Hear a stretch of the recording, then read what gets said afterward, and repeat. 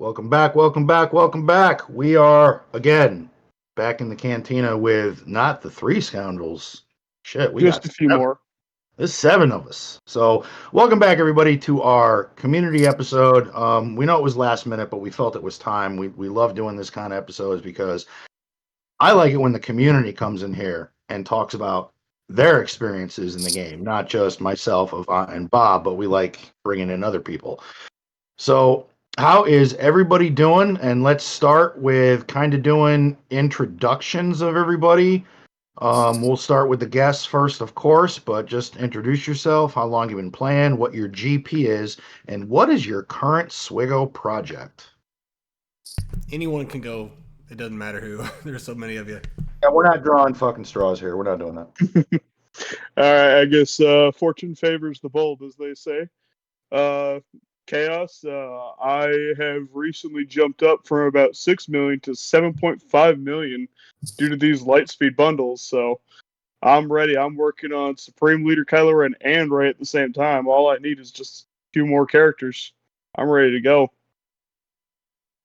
I've been Nice. playing the game for, 5 years now, give or take, ever since they released Jedi Knight Revan. Now, are you free to play? I am not really free to play. I'll spend a few dollars here and there if I think the pack is good enough or if I really like the character. So we're But say, Dolphin. yeah, just about. All right. So my name's Bowdie. I'm one of the guild officers in Old Deadly Blasters, which is the guild Pico and Celiac Sarah are in. And I've been playing for 8 years and 11.2 million GP and on the layer grind at the moment. Just got to finish up Scout and Drogon.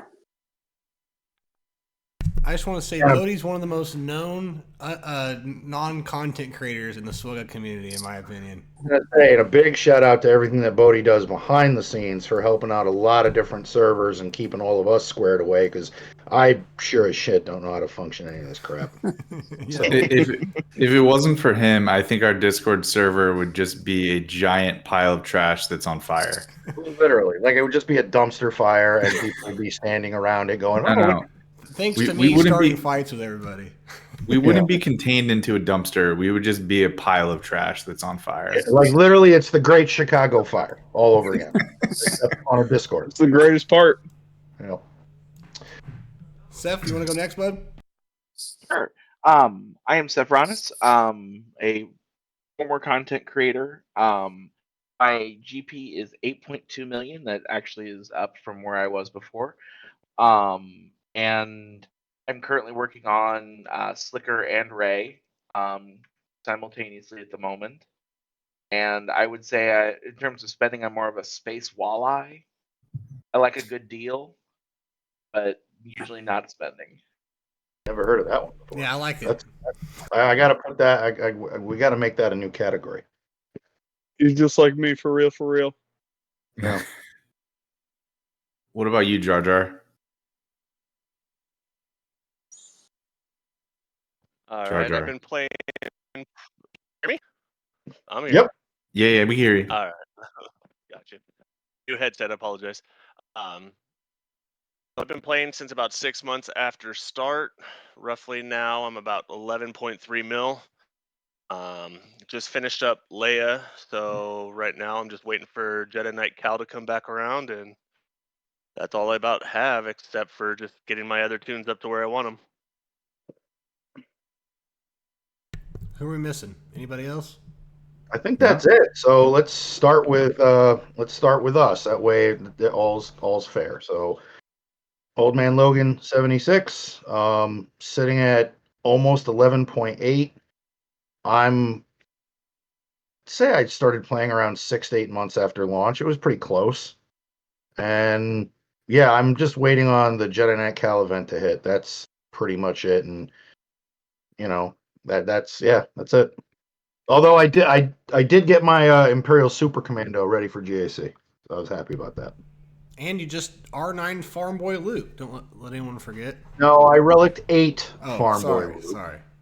His yacht. Anybody that put, He didn't put silver lining on all the yacht. Just 80%. yeah, and yes, in case anybody didn't already fucking know, I spend just a little bit of money on this game.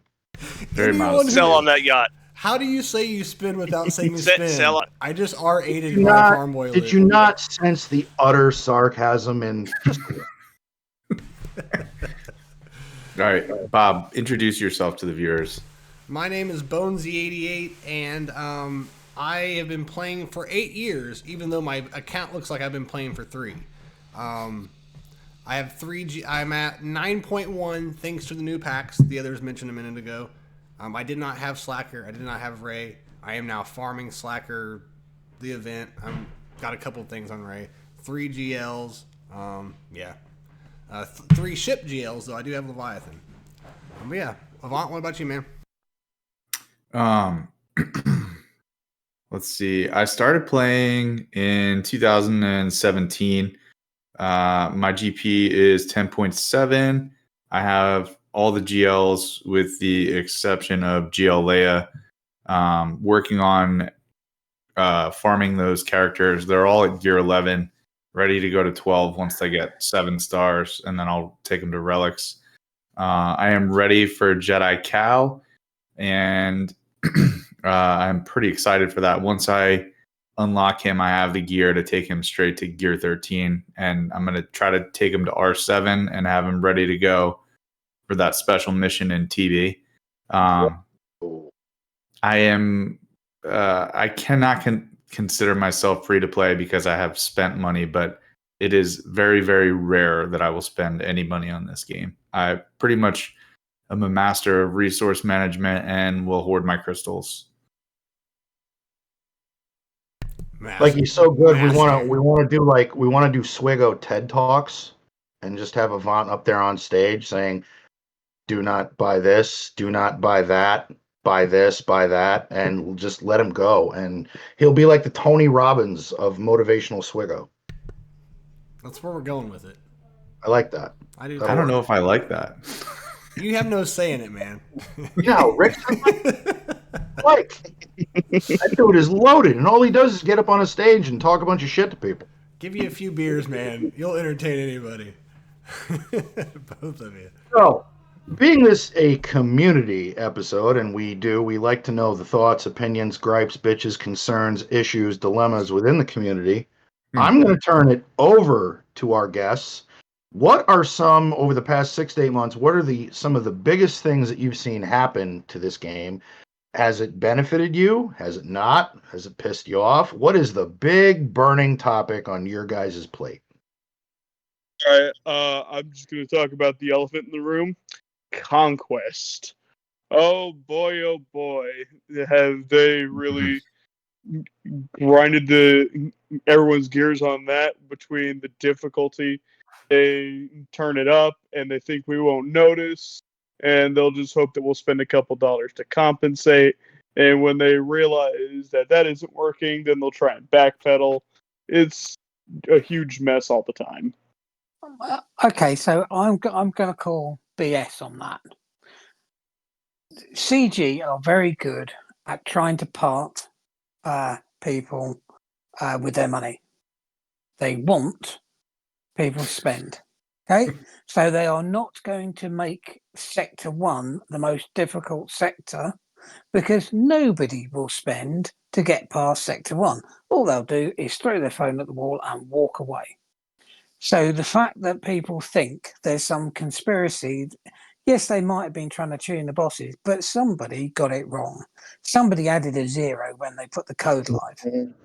And put they turned the volume up to 11, and it was a pure accident. And you can tell it was an accident because, let's face it, they have packs ready to go for GLs that are just giving them away. And they must have raked in a fortune. No one's going to buy consumables in Conquest. No one's going to, you've only got 2 data discs by the time you get to the mini boss. So the fact is, they made a mistake. They fixed it quickly in terms of how quickly they normally respond. Yeah, that turnaround was quick. Yeah. You know, Yeah. and the fact is, yeah, if it had been a Sector 5 boss, I'd buy the argument that they were trying to get people to spend, not in Sector 1, because people are not going to spend that money. Nobody is going to be that dumb. I think it's kind of in the middle of that. No. So the fact is, what I'm more worried about is the fact that they don't seem to be able to release bug-free things, and Conquest is an example. Yeah. The next They set of just don't play test. conquests. Well, the problem is the next set of 3 conquests is due to start on the 25th of December, when the studio is shut. So can you imagine if this had happened on Christmas Day and no one could have done anything in Conquest for 2 weeks because there's no support? All the studio will be off on holidays. They say, oh, it's an international game. We don't care about holidays like Christmas and stuff like that, but the studio shuts for 2 weeks. That is going to be a problem, because if they make a major screw up again, then, that's going to cause them a lot of problems. I feel like if they do screw up on that Christmas launch, what they're going to end up having to do is paying like 2 people triple time to work on Christmas to fix it, because their conquest schedule is every 2 weeks for a reason, like to keep everything lined up so you don't have like 7 events going at once. So hopefully they have foresight like you do and look into that. Well, Well, I they managed have- to point it out to Meathead, so he'll take it away, and we'll see what comes of it. I've done my bit by letting someone know, and we'll see what happens. Yeah, if they're smart, the way I would do it is I'd just roll over a lot of the feats and just add in add in a couple of feats for the new hotness that can be easily fixed. But don't try and reinvent the wheel on the next conquest. Just make it a repetition of something we've already seen. Yeah, I mean, I agree. thing is- I agree with that. The bugs are just getting ridiculous, and it's never been like this. There'll be a bug here and there, but it's overwhelming, and it's kind of affecting people in a negative way, for the most part. And we could list more than a handful of them that just happened in the last few weeks. Love Island. Yeah, that's the one that came up with me too. But do you guys think that they're going to try harder to fix these things, or do you think they don't give a shit and they're just going to keep continuing to do what they do all the time? As a thoroughly abused You gotta MSF player, look at it this way. The game. Hold on, Seth, go ahead. This first. game is 7 years old. Okay, Jar Jar, you go ahead. Yeah, Jar Jar's mic is you might have to reset your mic there, man. You're going kind of robotic. Yeah, Seth, go ahead while Can you hear me? he resets. as a thoroughly abused MSF player, deals with bugs. That every day has a bug. Every event has a bug. There's usually some kind of exploit or some kind of issue. It comes down to the fact that there is a similarity between SWAGA and MSF. They don't have a playtesting program anymore. And if you think about it, there's been about a 2-quarter period where none of that content's been tested. So the folks that do a great job, like RSG did for the longest time, in pointing out things that are broken before it even got to the player base, they're no longer looking at it. And so because of that, there's no actual people who've truly played the game testing the game. We saw this with Marauder. They didn't test it with Kenobi, because why would they think about that? Because there's not anyone in the studio who actually plays the game in the development team. Well, so I'm not too sure on that, but the fact is that the people in the studio, a lot of them will not be in the top level guilds because either they're not allowed to be, or or they're not going to be in the malls and courts because they're not going to spend on the game. They can't let people know they're developers because people will do that. And to be honest, if you've got devs playing Swogger, they're doing it on their downtime, and they don't want people to know they're devs because they don't want people saying, "Oh, can you fix this bug for me?" every 5 minutes in their guild. Like whenever they come onto a content creator and everyone's just yelling at them and everything in the chat, I'm like, come on, people, just enjoy it while they're there. I mean, I think there are two types of bugs. There are the ones that like the bosses being overtuned. Now, really, there's no excuse unless something's changed in the code between it getting pushed into test and getting pushed into live, and having been worked in that area, sometimes that can happen. But that should be caught by basic testing. Abuses like Marauder and Negotiator, apparently the Valor bug has been a known sort of exploit that's been kept secret by some of the guilds with better theory crafters and knew how to abuse it. It's just what Marauder does is bring it to light because of how it uses Valor. Now, I do not expect the devs to have picked up on that because, the fact is, we as a player base play the game a lot more than they can just because of the volume. And in turn, we are the testers. I was going to say we are effectively the testing group for Swigo. Now, I'll be honest. I was in the beta test program many years back. So not the one that got closed because of the Datacron leak, but one that got closed because of other leaks. The problem with beta testing is there will always be leaks. I would love to see the beta testers come back. I personally like to string up the person who leaked the Datacrons because of the damage they did to the community. Because I think CG just released Datacrons early and doubled down. Yeah, I don't think they did any favors. I think they were trying to be for the people by releasing it because it was kind of a shit thing. So they thought they were doing it for the people, but in the end, they fucked us over. No. Jar, get in on this, man. What do you think? Yeah. The goats, you there, bud? Yeah, can you hear me? Yes, sir. Yep. There we go. So, like the conquest bugs, you got to look at it this way. This game is 7+ years old. These are codes that they've been running from the beginning. Like the Rancor's been in since, they first introduced raids. So they put him in this boss, up his stats, but they think that the rest of the code is already okay because, it's been working for 7 years. Same thing with these interactions with older, tunes and ships and things like that is in their head, it's been working for 7 years. Let's use this. It'll do this. But they never think to run it across those old codes because those old codes have always worked.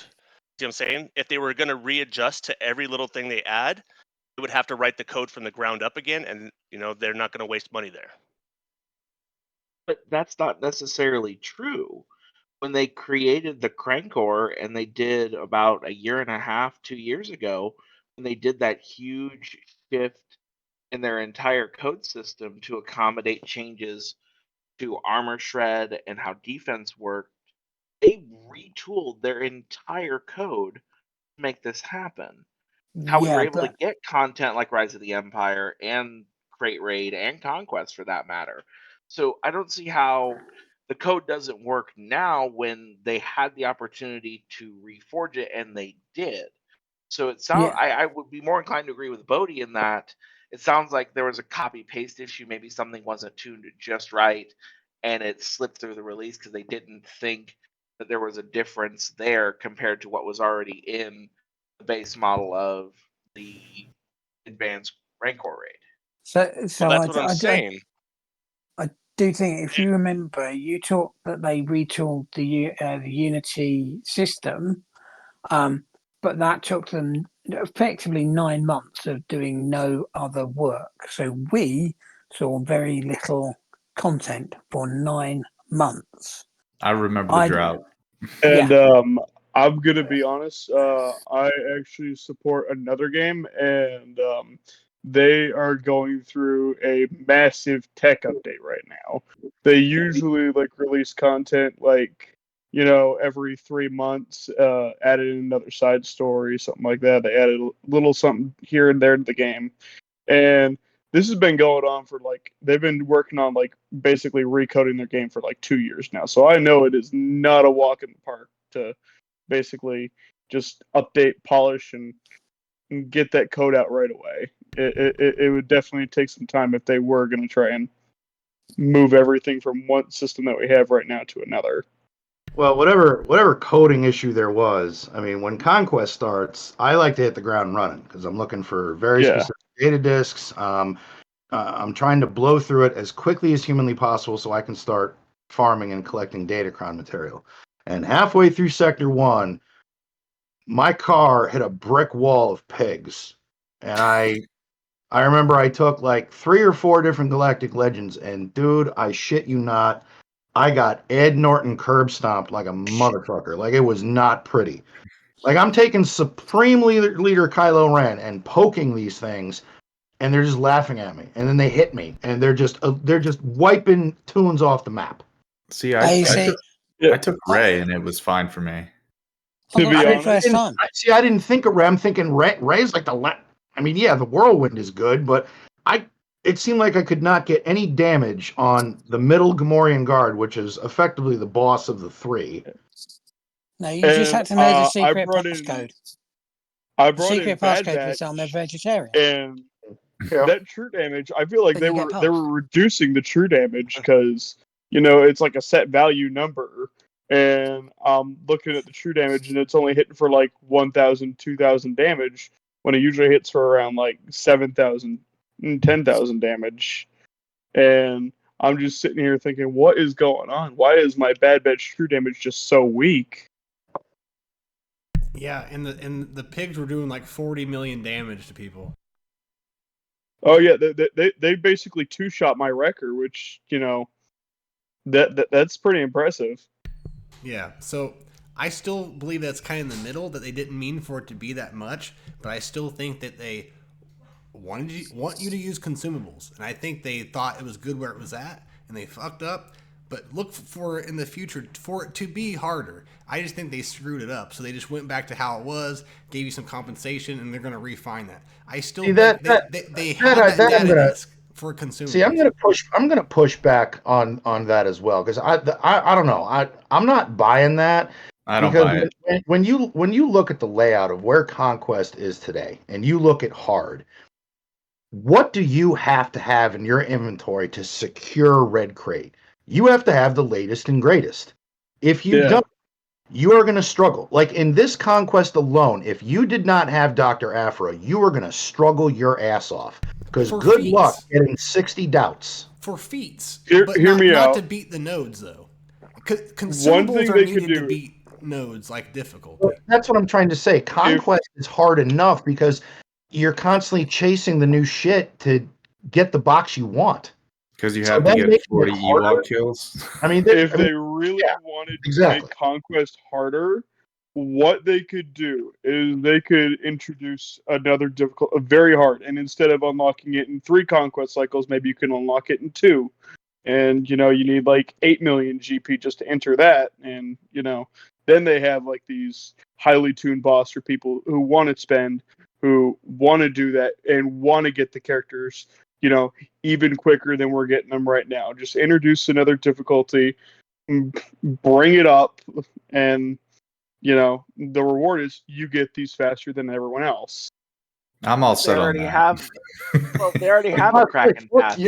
I want no part of that nonsense. I mean, they already have a path that can do it. I don't see why they would spend the extra effort to do that when they can just have people buy a pass, spend some money, get the extra shards they want, and call it a day. I mean, I don't think there's going to be a substantial difference between that. The biggest thing with Conquest is the time consumption. Like for me, like it's a struggle just to even bother to care. Like this is the highest grade I've gotten probably since Conquest started. That's like the So, third crate, so typically, which crate will you get in Conquest? 1 or 2 at most, because I just don't care. Okay, so you're not pushing like up towards the silver crate or anything. You're getting like the second or third one, maybe. Yeah, usually I get through the first 3. Could I go higher? Sure, my roster lets me do that. Yeah. I've got enough going on with my 4 GLs that I could pretty much take care of anything that comes out in front of me. It's just I don't bother. I agree, Seth. I think it's really hard. I have to force myself like a chore. Like I'm gonna get grounded if I don't. That's how I have to real look quick, at Conquest. shout out to my boy who is at the Baghdad Embassy in Iraq. He just gifted 5 subs to us. Hey, thank Oh. you, brother. Hey. Hey, Also, thank you for everything you're doing, my friend. Thank you. Yeah, he here's a quick because I think we've kind of covered the Conquest thing. So here's a topic I wanted to get into because it's been a lot of different opinions on it. My son used to play. He got out of it. He just was at that point where he didn't survive the Great Nerf. The Great Nerf happened, and he was toast. And he went to Marvel Strike Force for quite a while. Developed one hell of a roster, and he kind of got bored with that. And then just recently, they dropped these packs where they're pretty much just here's a legend. Here it is. Here, take it. Not Here's just 2. one. Here's 2. Yeah, Two. and Star Killer, a bunch of other shit. And 2 And fleets. he bought every pack, and now he is recommitted, rededicated. So all of us, everybody, what do we think is going to be the overall impact of these packs on the game? Is it a good thing? Is it a bad thing? And how should the Krakens and people that spent money on this shit, how should they feel? well, it again, like most people say, it doesn't affect people that are in Kyber 1. It is going to reattract a lot of old talent to come back to the game who stopped playing because of burnout. And, for the game's life cycle, that's huge because you're bringing in all these old players as well as some of these new players.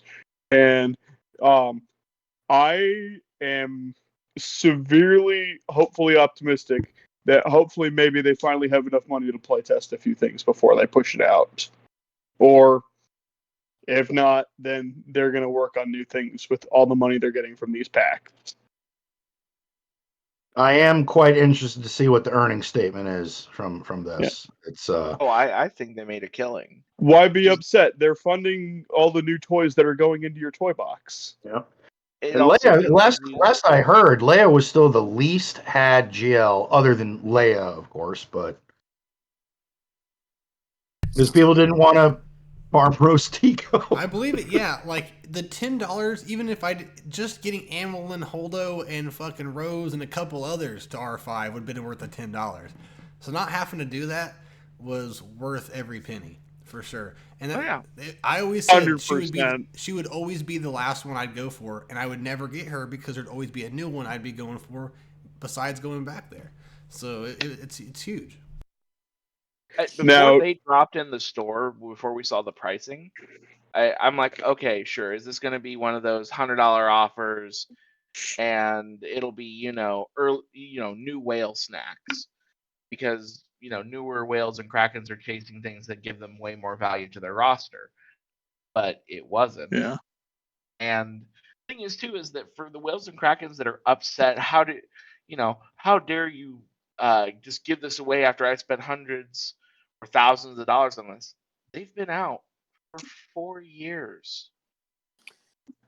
You have no ROI at this point. I didn't even have Rose unlocked before I bought the pack. Well, she was still sitting at like 20 out of 25 shards for me. Because, and the only reason I had those shards is because like they gave them to me. They're like, here, you get 5 Rose shards from this Galactic Challenge. Or, here, you get 5 Rose shards from this screw up that we made. I was working on Radis just for getting the fleet done so I could have it. And funny enough, I'd finished my Ebon Hawk grind like 2 days before, so I was a sucker. You know, Yeah, that one stung, but like I'm not mad that a bunch of people got Starkiller. Like I saw one today in my GAC who definitely bought the pack, but it didn't help him because he didn't have the Omicrons, he didn't have the gear, and I the crushed him. Zetas. He didn't even have all the Zetas, he didn't even have all the Omicrons, and I just literally threw CLS at it and killed it. Hell of a I deal, was in man! a What a slap! really weird What a slap in spot. the face to drop those packs and like everyone have a massive Zeta shortage. Oh, there you I go. was in a weird Monetize the spot Zetas. Here we go. because I had a few characters low gear. They had the Zetas already on it, and I had Ben Solo. I had BB-8 already and Jedi Training Ray, but I had none of the other supporting Resistance characters to back him up. And lo and behold, these are all these supporting characters that basically come in. They beefed up my roster. I already had all the Zetas and everything equipped. And I know you mentioned the Ebon Hawk, and I'm not going to be proud of this, but I will admit it. I bought that, and I got it to 7 stars the day it came out because I was a mega fan of the Old Republic. Oh, absolutely. It was just on my farm eventually list. I'm like, okay, fine. I'll finally farm it. I'll get it done, and then I just like, dang it, really? But Yeah, no, no, I had 3 holds today by putting JTR and the Resistance Bros on my back wall, and he didn't win. Nice. It's as simple as you don't know what these characters do, and since I have JML, she's Relic 7, so it really didn't make a difference for him. And they already had decent mods to begin with. No, I think the community is for the better with these packs because it helps at least continue the constant gripe that we have of we need more catch-up mechanics. Well, here's $10. Okay. Accelerate your first order. Especially in the GL department, because for a lot of people, Slicker and Ray are not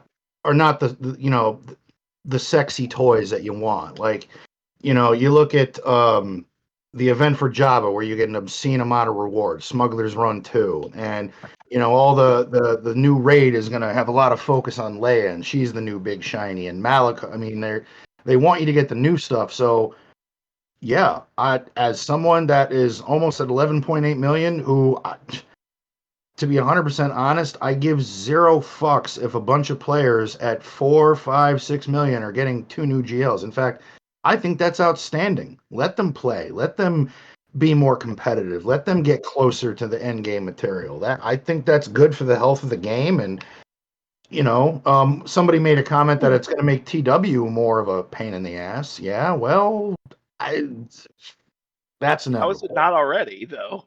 Yeah. You look at a Lord Vader wall and you're just like, I hate I guess territory wars. we're just not winning. Yeah. I think it'll be good for territory battles because my guild got so much more GP in like 12 hours. It was amazing. Yeah. Okay. I do the roster development for my guild. Wookiees on Ritalin, just a shout out. And I literally created threads just for these packs, talking about the GL events and the fleet events. The thing is that these packs just don't just hand you the unlock for the GL.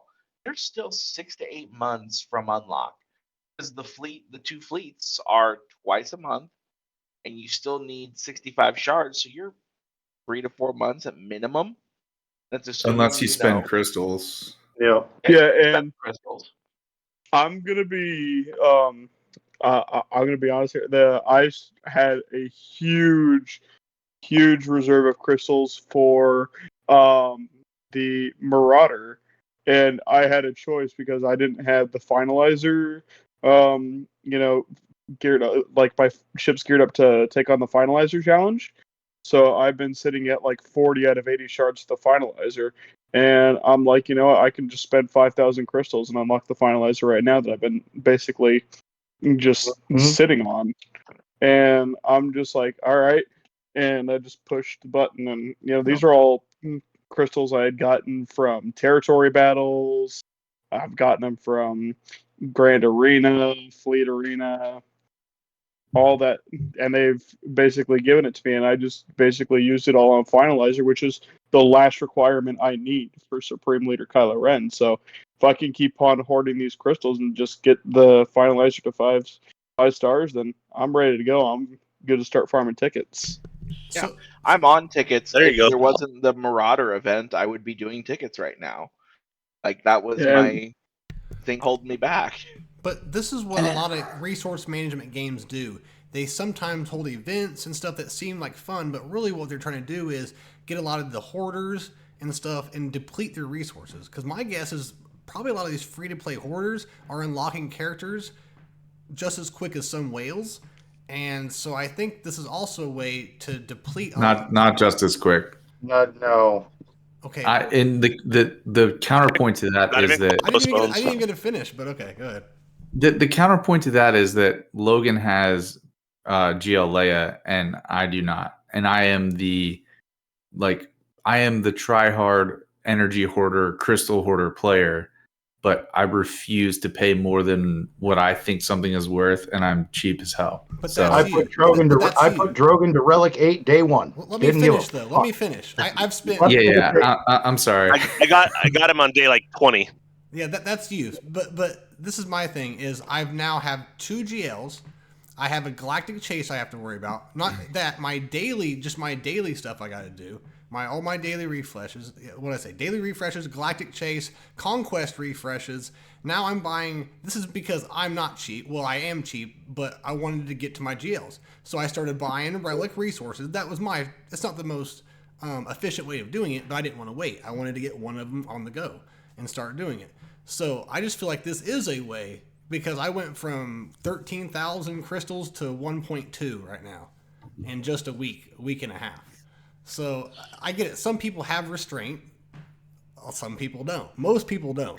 You know what I mean? So I get what you're saying, Avant, but not everyone plays like you. That's why you are kind of an anomaly. I'm not saying you're the only one that does that. This is why we have thrift shopping with Avant Docs. Right. This is true. This is the reason.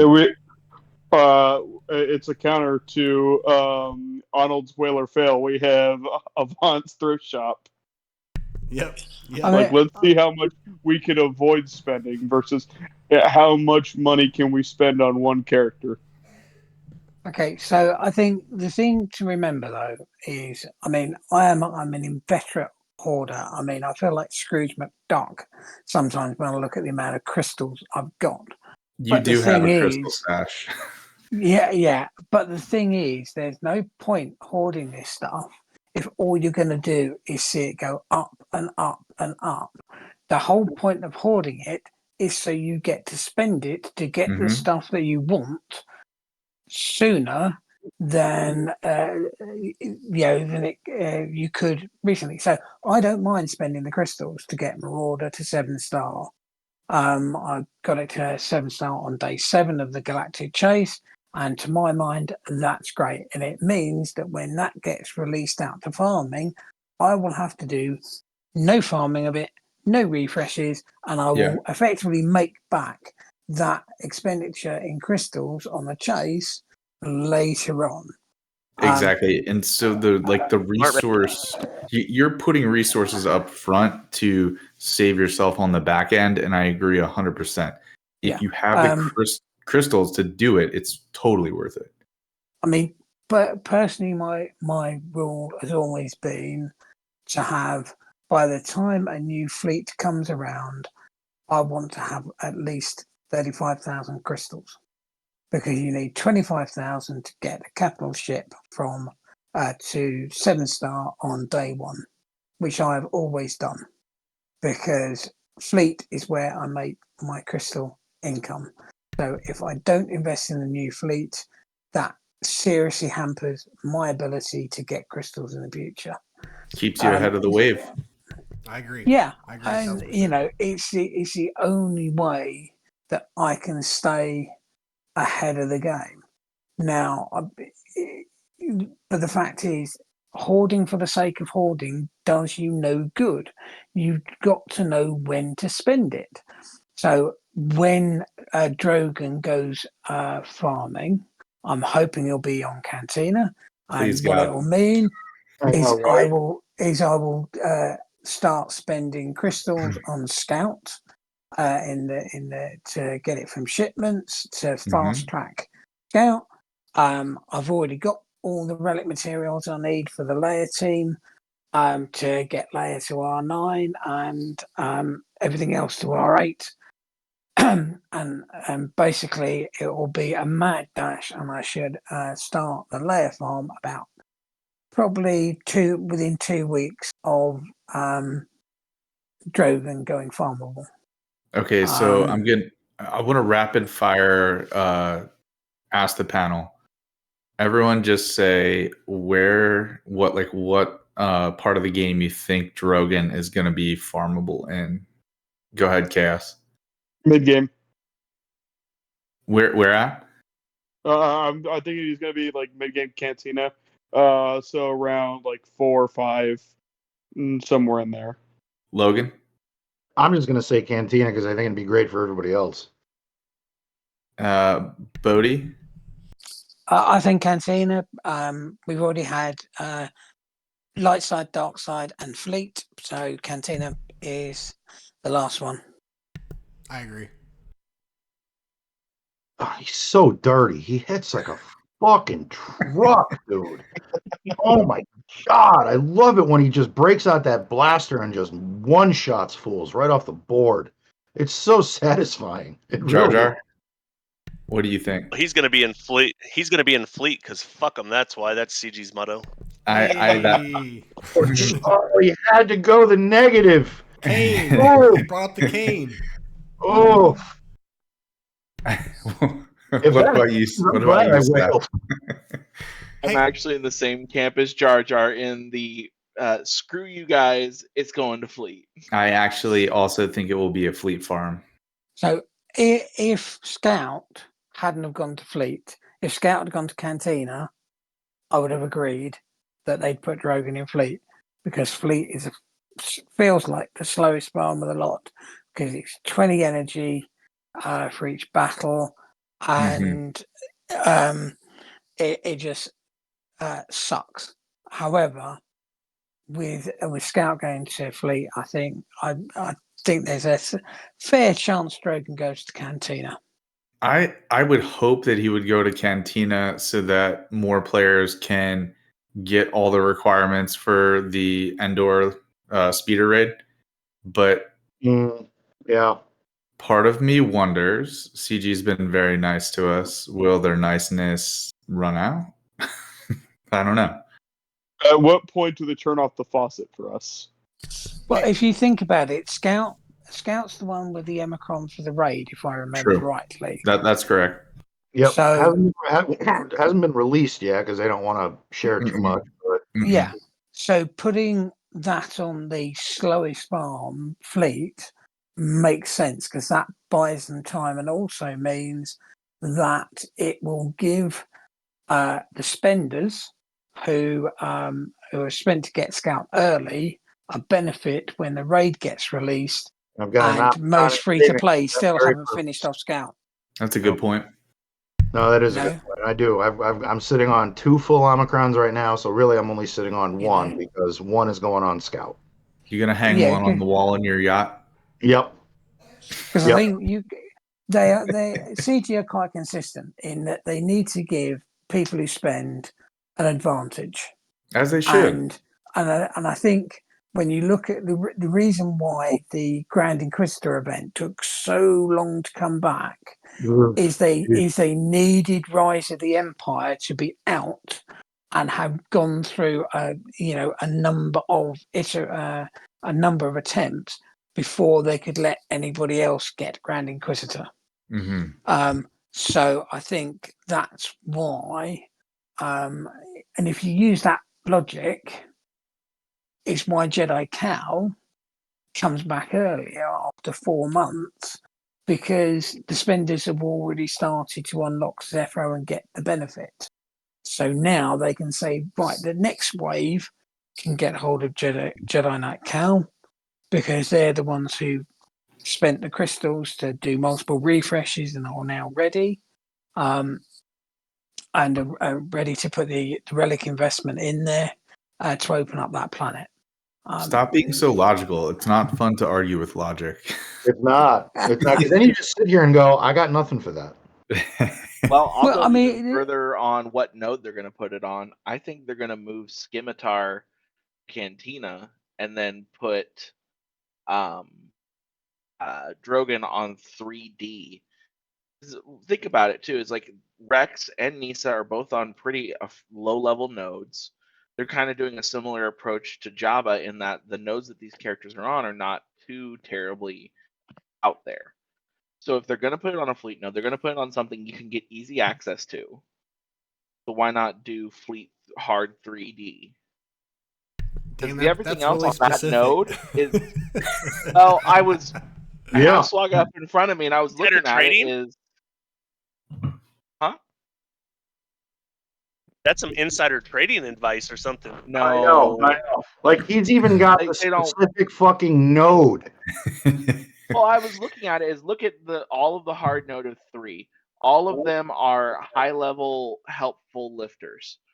You have Poe's X-wing, which is Radis required. You have TIE Defender for Iden. You have Outrider. You have Scimitar, and you have Sith Fighter. Which of these 5 doesn't belong in this node? The ship that we've never cared about, Scimitar. Yeah, I can see it. But it's And early so- game accessible. but Yeah, it's a requirement from so is Leviathan. Rex. But they can always put it on the Darth Maul node. True. That would be a good idea to put it on the Darth Maul node and just combine them like they did with Slicker or with Crew. Okay. So Yeah, do you guys really have anything think we else should to put say about two that? characters Because there's something together. I've been wanting to talk about. Oh, shit. Have you been before you ask that question, Bones? Have you been wearing the tinfoil hat? This is very much a It's Bonestradamus. Yeah, Bonestradamus is coming through right now. Here we go. This is the part of the show I was dreading, but here we go. You better Don't do it. actually have a Don't- tinfoil hat. Don't do it. I'll have to make one for you guys. I don't think it's too hard to make one. I do think Gotta anybody be who wears pointy like a wizard hat. I do think anybody who wears a tinfoil hat needs to plug it into the mains first. I won't be. I like I'm to not that think- stupid. I like to picture my bones with a trifold tinfoil hat. Oh God, Fold? I no. feel dirty Lord. after that one, Avant. Yeah, I need At a least like bath. a barbarian helmet. That's right. Conan, what is best in life? To crush your enemies, see them driven before you in the lamentation of the women. Okay, go ahead, Bones. Ask the question. Okay, so kind of going on the back to the GL packs and about how long are they going to be nice for. First of all, these packs, no matter what you think or say, they've cheapened the value of GLs now because they just sold them for $10. They just gave away 2 GLs. So then now they're not that big of a deal. Not completely, but it's somewhat cheapened Galactic Legends. We've seen the store that's leaked. It says you have to be in like an event. Hold on, Avant. Damn it. Let me say. I'm dying inside, So, but are you continue. telling- Me too as well. You guys are telling me that there's not something coming up that's. I'm not saying it's I feel like it's a new tier of character that goes past Galactic Legend. Maybe it's an event, but I feel like it's something that's going to be very hard. I don't know what, but I like how everyone just leaves. Anyways, I mean, do you guys think It's going to take those work in progress tokens. so? You guys don't think That's that- for the You need a full team of GLs to do or something, right? Okay, Bones? okay. Yeah. The first point that I want to make, I don't think that these packs cheapen GLs. I think that Ray and Slicker have been out for what, over 3 years? And if you don't have Ray and Slicker, you're either a I'm not arguing OG with trilogy. that. I'm not. You're arguing with either that. an OG trilogy person or a prequels purist, and you hate the sequels and you just refuse to get the characters, which in my mind is stupid because it's a collector game and the characters are good. Get over your opinions. I would go for Ray, but there's It's a many catch other mechanic. ones that I wanted before that. But that's not my point. Like I agree with you completely on that. But you don't The think there's a point- bigger picture to all this? You don't think there's I- anything to add to this? You don't think there's anything coming that might piss people off? I.e., when Relics first came out, i.e., when GLs first came out. You don't think there's another big thing they're going to drop on us coming soon? I think a game Not of soon. this age, Yes. how old this game is. Yes, this is the answer. You cannot ask some Tom, Dick, and Harry, some poor schlep off the street, give them a smartphone and say, hey, check out this game. It's a lot of fun. You'll meet some really interesting people in the community. And That's then they true. start playing and go, yo, fuck you. I got to do what? For how many years?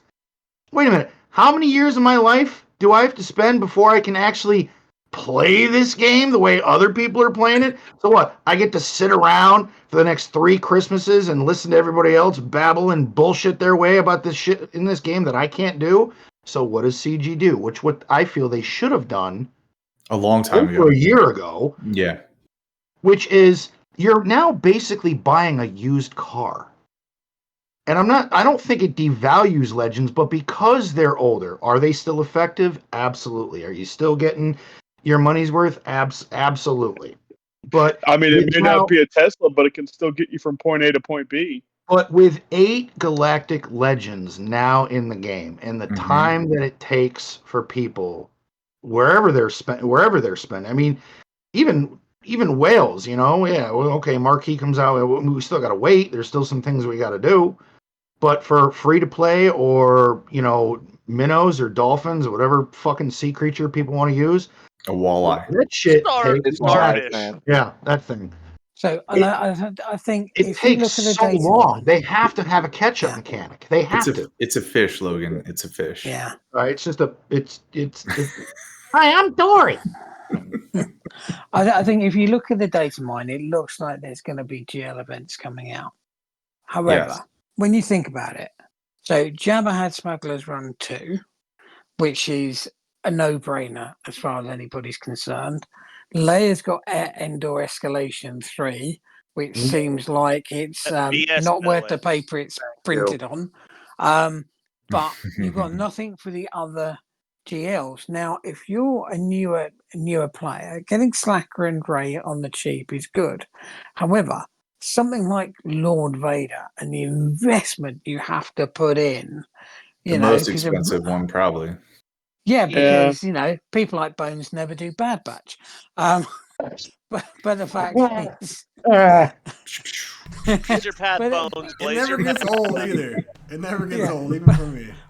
but the fact is, if they have a mechanism that says all the GLs will have a type of event where you can get rewards out of it, so you're actually incentivized to go and get maybe a more difficult GL, then again, that's good because it keeps people playing. It says, oh, actually, it is worth me going back to get this GL or you know, like C, for example, that some of the younger players may not have got because they've been working on the new hotness. Because that's a problem in a game like this. It's been going on so long. It's very easy to get suckered in to say, "Well, I want what's new and shiny now. Yep. I'm not going to have time to go back and get the old stuff." Yeah. So a pack like this opens up that old stuff and says, "Don't forget about it." You know, it's a perfect catch-up mechanic, and if they give you an additional reward for spending that money, so that you get gear, you get Zetas would be perfect for that. And say, right, you bought the new GL, here's some extra Zetas you can use. Because let's face it, I'm going to laugh my head off when I see a Ray with no Zetas in GAC.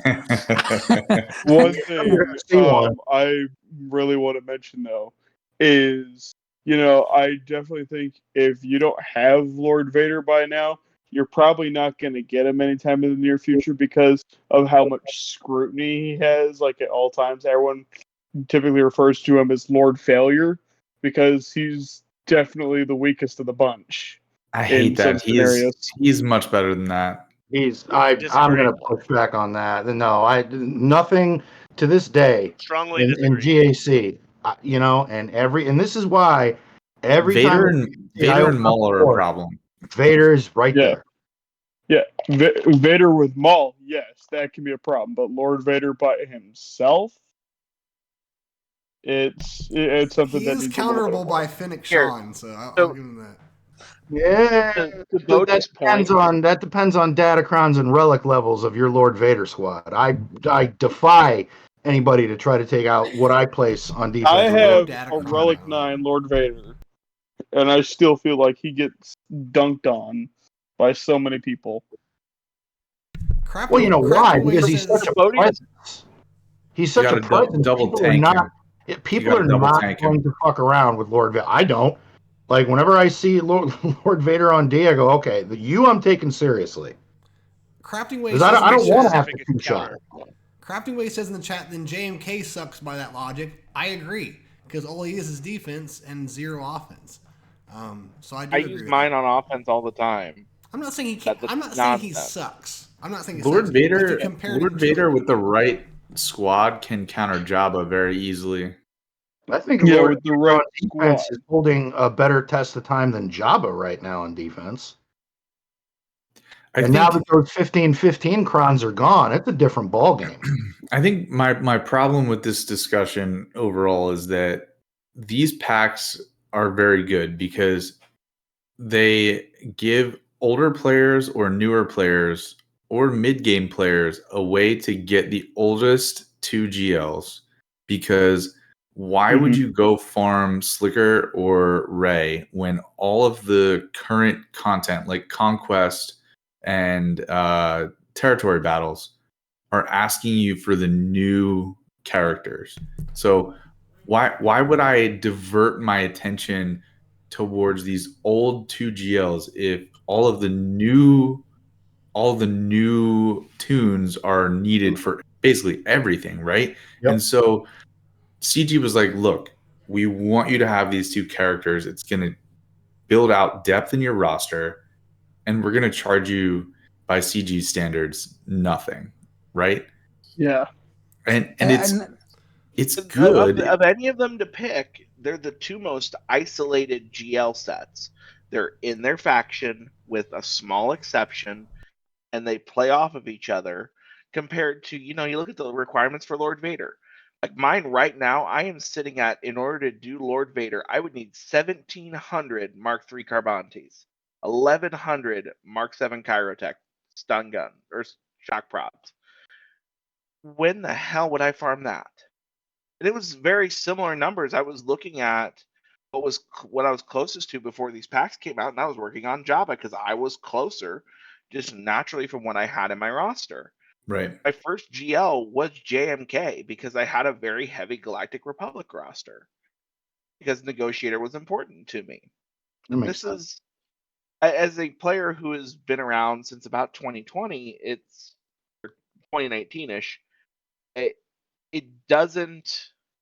This kind of incentive is good because it lets people catch their rosters up. And I would not be surprised if we saw an additional change where they open up JML and C, because they are also fairly self-contained to each other within their factions. How long until you want them to do that is, I think, a good question. I agree. I think a year. I'd give that another year. Yeah. Around this time next year, we get that plus either Afra or Grand Inquisitor. Maybe not Grand Inquisitor. He's 2,000 Kairos. No one's gonna Probably let him. Afra more so than GI, because Grand Inquisitor will be for Riva, and I don't think they're going to speed up Riva for like newer players. No, Yeah, Riva. gas. No, Riva. You got to do it the old-fashioned way. As someone who has done that and is actively getting Riva shards, no. What about gas, though? Gas? No, Yeah, I what think about gas gas? should be. I think gas should be got the old-fashioned way as well. I would stick Gas with is- what CG is doing. I would stick to GLs doing these packs for legends. Yeah. The Especially because the 3 that hours that I gives- spent doing the last tier of the gas phase, standing in my kitchen, leaning on my counter in like pure hatred and anger, I don't want anyone to get that faster than me. I got gas I- on 3 accounts, at one point. I and was they- working on gas for so long because I adamantly refused to get anyone with the relics at the time. I had everyone at year 12, and I was basically sitting there for. This was when the gas event was still on a timer, and you only had X amount of time to get gas before he was gone for like the next 3 months. And then he eventually came What back. What about And Yachty Mundi or even what? Ambler? they're in the store. Yeah, they're in the but store. Those can be got. Captain's Those in there can be too. got. He's in multiple stores this now. was before the journey guide came. Oh, So yeah. I basically sat there for 9 hours getting the perfect star aligning RNG in order to unlock him. Now, I will say, on a side note, I did think of something. These packs are bad for one thing and one thing only, and it's very small percent of the population, but I'm sure it happened. I'm sure there's some poor bastard out there that was real fucking happy that day when they saved and grinded and they got their shiny new Ray or Slicker, and then the next day they open up their game and they look in the store and they drop the loudest what the fuck they've ever uttered in their life. Yeah, and there's So people out for there. those of you out there that happened to you, I cannot even fathom your pain. I'm not even going to bullshit you, but I am sorry. Do we need a moment of silence for that 0.1%? Or one out for the Slicker rushes. Yeah, I think they. When you look at the pricing, I was surprised how cheap the packs were. Very. Like they could have put that for $100 and people would have bought it. However, what I do think is, like I said, CG are very clever at parting people with their money. Mm. What this does is they're no longer spending virgins. They bought their first pack. Once they bought the first one, it's easier to go and get the second one. That's and a dirty the third thought. one, and therefore, The slippery slope is real. Well, it is, Especially- but the fact is, if they make it, if there are deals like that to be had, as long as they listen to people like Avon and don't buy the $100 packs that get them sort of like one Zeta mat, the ones that are just frankly predatory. But there are good deals to be had. Let's not forget this is EA what Capital was Games. There will be predatory practices Everywhere. What was the Does anyone remember when they released the Zeta pack and it was like I want to say it was like $150, and it gave you like 40 Zeta mats? They need to drop that now for those lot got a new legend with no Zetas. over those. Hey, I'd so buy that right now. Let Jar Jar go. Right? Jar Jar's been trying to. Yeah, talk. Jar Jar, what were you trying to say? I said at this point I'd so buy that right now. I'm so far behind on Zetas. Oh, I'm Zeta poor right now. And I got. Can somebody remind me? Because I don't remember how many Zetas does Jedi Knight Cal have? Is it 3? 3. 3. Yeah, he's the Legends of 3. I've got one in the bank. In this amount of time before the event, I might be able to. Maybe. You know me, I'm a resource manager. I have plenty of Zeta saved up. Okay, so I gotta say some more stuff real quick. So you guys never really answered my question. We all agree that it was a good price and that it helps everyone that are starters get where they went, get caught up. We had such a 100% way back to sanity. So you're not saying that they're not bringing up some of the bottom people up some to participate in maybe a new event that's coming up? I don't think it's an event. Like I did hear like a rumor floating around of a store but where the store means it has to be tied to something. It's not just a store where you can't acquire anything. So I think that I think nothing of this, but if there were to be something, I think Bowdie had a really good point about like maybe having some kind of special event for each GL, and this is a way to reward people who have these two, or like entice people to get these two GLs for whatever resources it might be. I think Zetas is actually a really good incentive because people are very Zeta poor right now, and it's like, okay, get these two older GLs and you can unlock an extra 40 Zeta mats per month or something. Like that would be very enticing, and 40 actually sounds kind of excessive, but So how about besides the 3 people that are hanging out on the yacht with Logan, whether they pay or not, they got yacht status. What do you guys think? Do you guys think there's anything, or am I just got a weird feeling about it, I guess? I think your tinfoil hat's too tight. Let's hear from the community. Hear me out. With You need to stay off the Nubian because you talk nonsense. You have your head so far up your anal crevice. All you think about is Nubian and conspiracy, and we're just sick of it. Ugh. Hear me out. With Rise of the Empire, maybe they're working on a resistance or first order heavy planets or bonus zones, and they might want people to participate a little bit more in that, but they've only given it to us at Relic 5. Maybe it's in a Relic 7 zone, maybe it's in a Relic 8 zone, so that's where they're going to be like, all right, we got you most of the way there. If you want, you can buy a few more material packs and you can unlock this brand new section in Rise of the Empire, and it's got bonus resources there, and there's one on dark side, there's one on light side, so whether or not you choose, or you can buy them both and go that way. So this will never happen, but this would be a badass thing if they made an event that allows you to put multiple GLs on a team. That would be fun. Never. Like the whole... I just said I don't expect it. I'm pretty sure the Unity code will have a conniption bit if you try it. I mean, I'm not going to dismiss Bob's theory completely. Yeah, for CG to drop something of this magnitude, especially for the player base, where for so long they've just been gate after gate after gate, and finally they go, okay, here's the key to the door. Here you go. So yeah, is it a possibility? Yeah, but I'm still kind of just leaning towards the argument where I think it's time. It's been beyond time to help people. How are you going to attract new customers when there's no real catch-up mechanic? Yes, did they address gear economy? I believe they did. Maybe that's another topic we can talk about.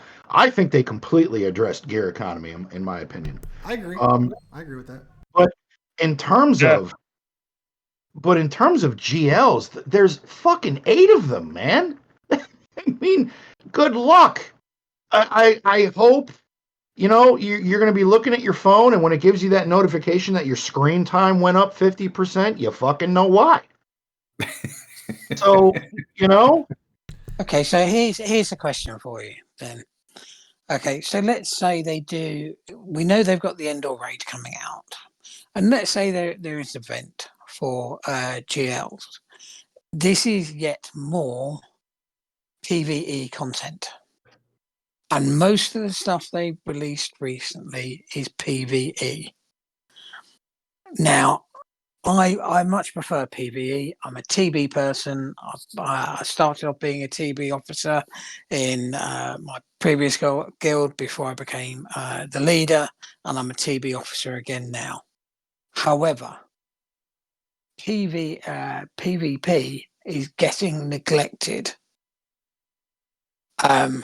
I'd agree to that. GAC got revamped by Datacrons. Without Datacrons, GAC would be dead, because GAC allows them to add variety. However, even though I hate it, Territory Wars is just a dead mode. Yeah. Oh, shit. I lost a Grand Arena today in 10 minutes because of a fucking Datacron. I beat one team and then fucking got stopped by another, and it was over because of a fucking Datacron. And yes, I've been farming them. Rant over. Continue, Bowdie. So personally, I would like them to invest some time in the PvE side, in the PvP side rather. So my question is, if they were to revamp Territory Wars, what would you like to see them do with it? Throw it in the garbage and try again. I want them to revamp it, man. I'm not saying that. Yeah. I mean, I don't know what you should do, but revamp it. Like, it's just I boring. actually have constructive Um, criticism for this, but Chaos, you go ahead. Remember way back when, let's rewind back when they were like, all right, so these characters that no one's using, and I feel like I know Arnold maybe touched on this once, but never brought it up again. Back when they did like this party's over, like modifiers for the zones and territory wars, where it was giving like these useless characters like massive buffs, like Jango Fett and Mace Windu. And people really liked that. And then they were like, okay, people are interacting too much with this, and they just pulled the rug. And they made it was disappear kinda fun. forever. Yeah, they did. I know what you're Yeah. They took shitty characters and just dialed up the percentages to the max to where they started doing some crazy shit. It was kind of broken, but that's more interesting to me than Datacrons. I'm gonna be honest. Yeah, but that's what Datacrons are. I was just gonna say those TW modifiers are like precursor to But what everyone Datacrons could are. use the zone.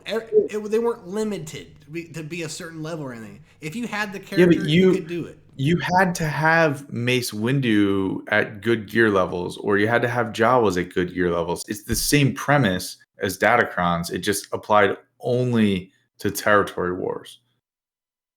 And personally, I didn't hate that mix-up. I thought it was fun, new, and interesting. But I think if CG wants to make TW more interesting, my biggest beef with TW right now is that it depends what kind of guild you're in, but let's say 45 to 50 of your members join the TW. You have to place like almost 50 squads in each zone. So each zone is like so crazy to get through, and you can get stuck behind like 2 or 3 good squads if you're playing a TW focus guild. So take the zones, multiply the zones by 2, divide the number of squads required in each zone by 2, so that it's still the same number of squads, but expand the map, make more pathways, allow me to get past a certain sector if I don't have a bunch of Java counters or a bunch of Leia counters, and then like allow me to like zigzag through the zones so that there's more than 3 options. Like make there 5 pathways and make the number of squads per sector less so that you can try to work your way through it better and not look at a zone and go, oh, well, there's 40 Jabbas there. We're going to get through that never. You want to actually play, a mode with tactics rather than just bang your head on a wall and eventually you'll get through it. And that's what's getting old about it. And, with the game always expanding and new characters, new legends, it's just turning into, well, there's a wall of legends. Oh, there's another one. Oh, look, behind that, it's another one. And it's just, it's not even fun anymore. It's just a slog. It's just an absolute slog. Which, to Avant's point, there's another layer you could put into that makes it even easier. And, well, it gives a creative difficulty is you create 2 things. You create trait restrictions within the zones. So, for example, that front zone, let's say it's Galactic Republic, Bounty Hunters, and Jawas.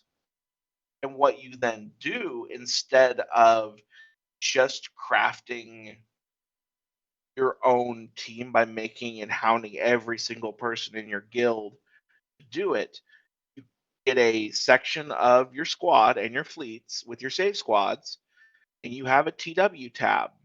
And in that TW tab, you put in your squads. Then that way, what a officer or yourself can do is you go in and you slam your roster slots into those zones.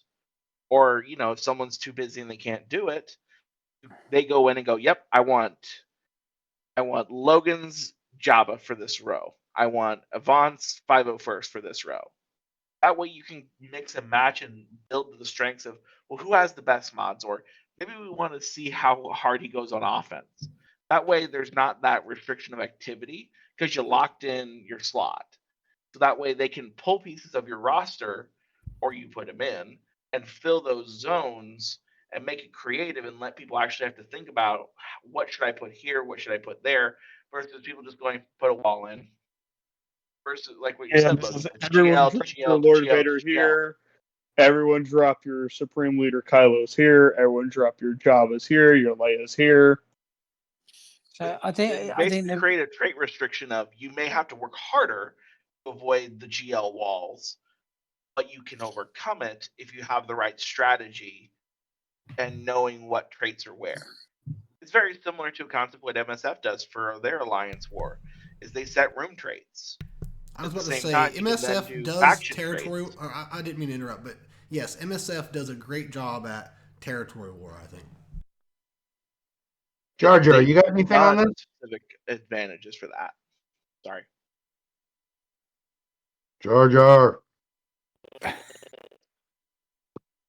You got him. Here, Yep. Peter. It's all right. It's to be once your guild's directions shouldn't be that hard. Like my guild has, okay, this is a Vader wall. This is a Jabba wall. You sign up. This is what you're responsible for. If you don't sign up, don't worry about it. You know, like once your guild sets those expectations, they shouldn't have to auto this. Like if you're playing the game, you should let them know you're gonna either be there or not. You know.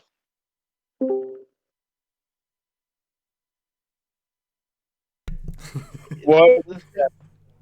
The thing is, though, is that I raise your hand as an officer in a guild who's had to yell at or publicly shame a guildmate because they joined TB or TW and did jack and or crap and said nothing.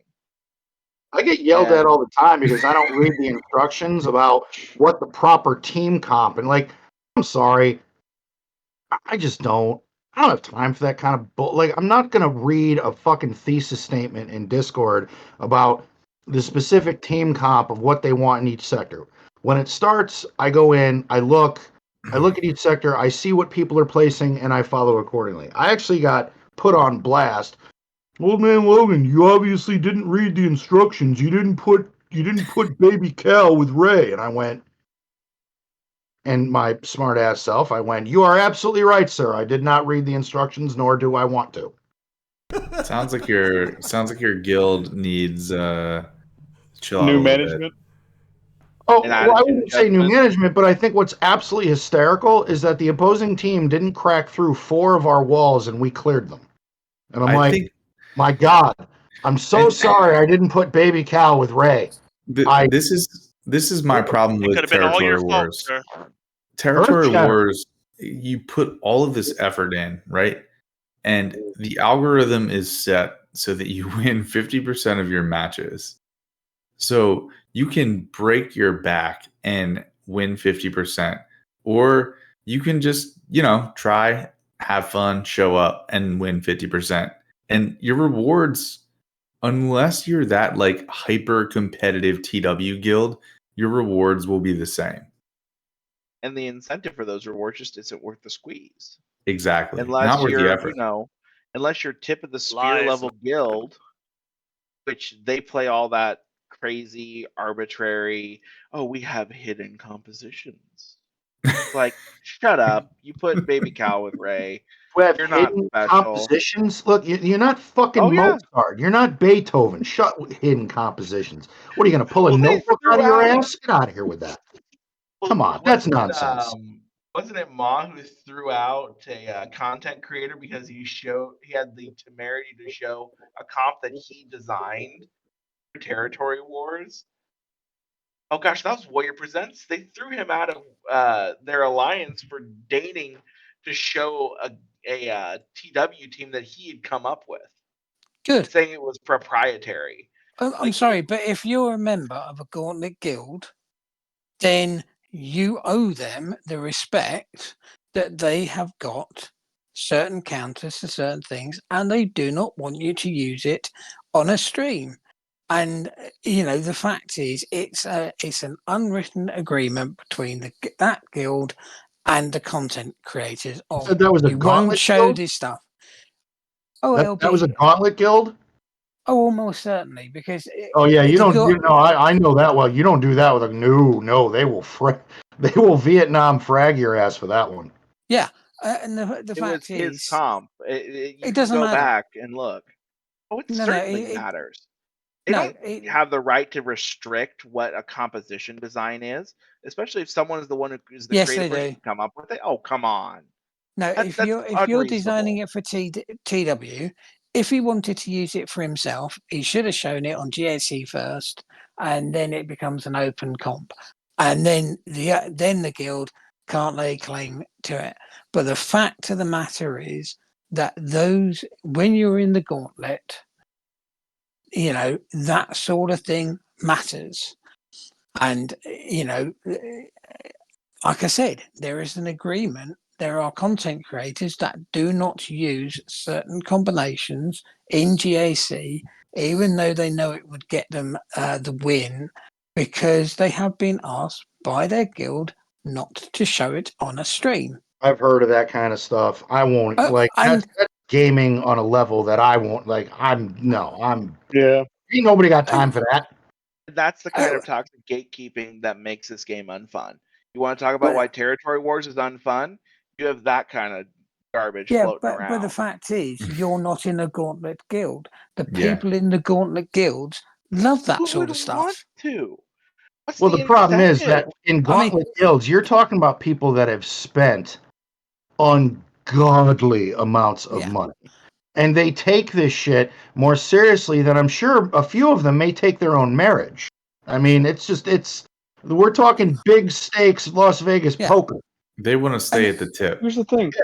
It's a Yeah. game at the end of the day, and some people treat it like it's if they leak a squad, they're gonna get fired from like their 7-figure job, And and I am in I think it's 100% ridiculous. agreement with you for that assessment. I'm just saying from some content creators that I've listened to and talked to, especially about like Caw and Gauntlet guilds and stuff like that is a level of play that I will not understand.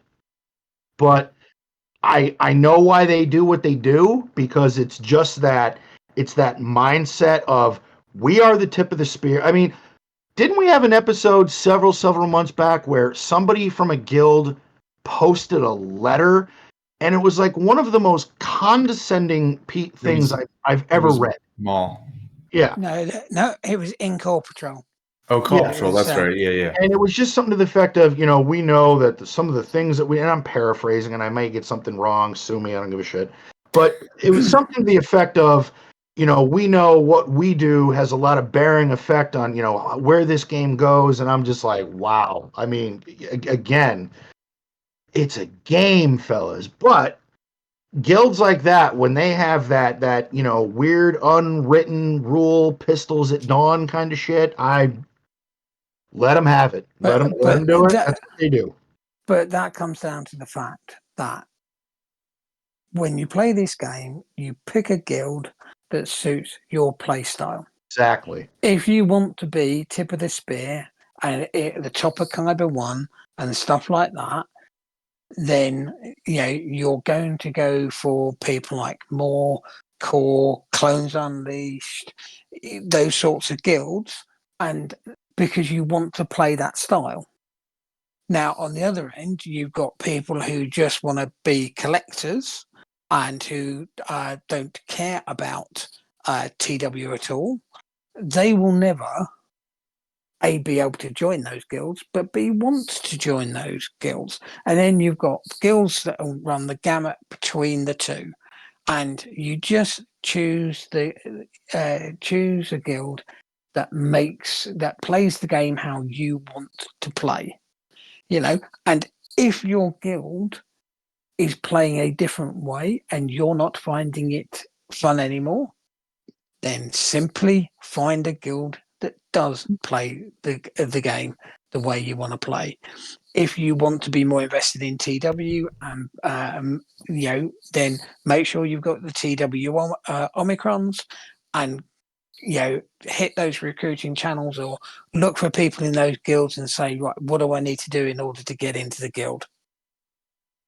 I have a question. And that was a big reason why I left my last guild, because they were starting to get to a point, and they had hit like 450 million GP, and they're sitting here and they're saying stuff like, all right, all members need to spend X amount of dollars on the game at this point, because we need to start, really ramping up our rosters for territory wars and all this new content that's coming up, because this was like right as Rise of the Empire was really like coming into it. They're like, all right, we need you guys to really start spending money and get your rosters up.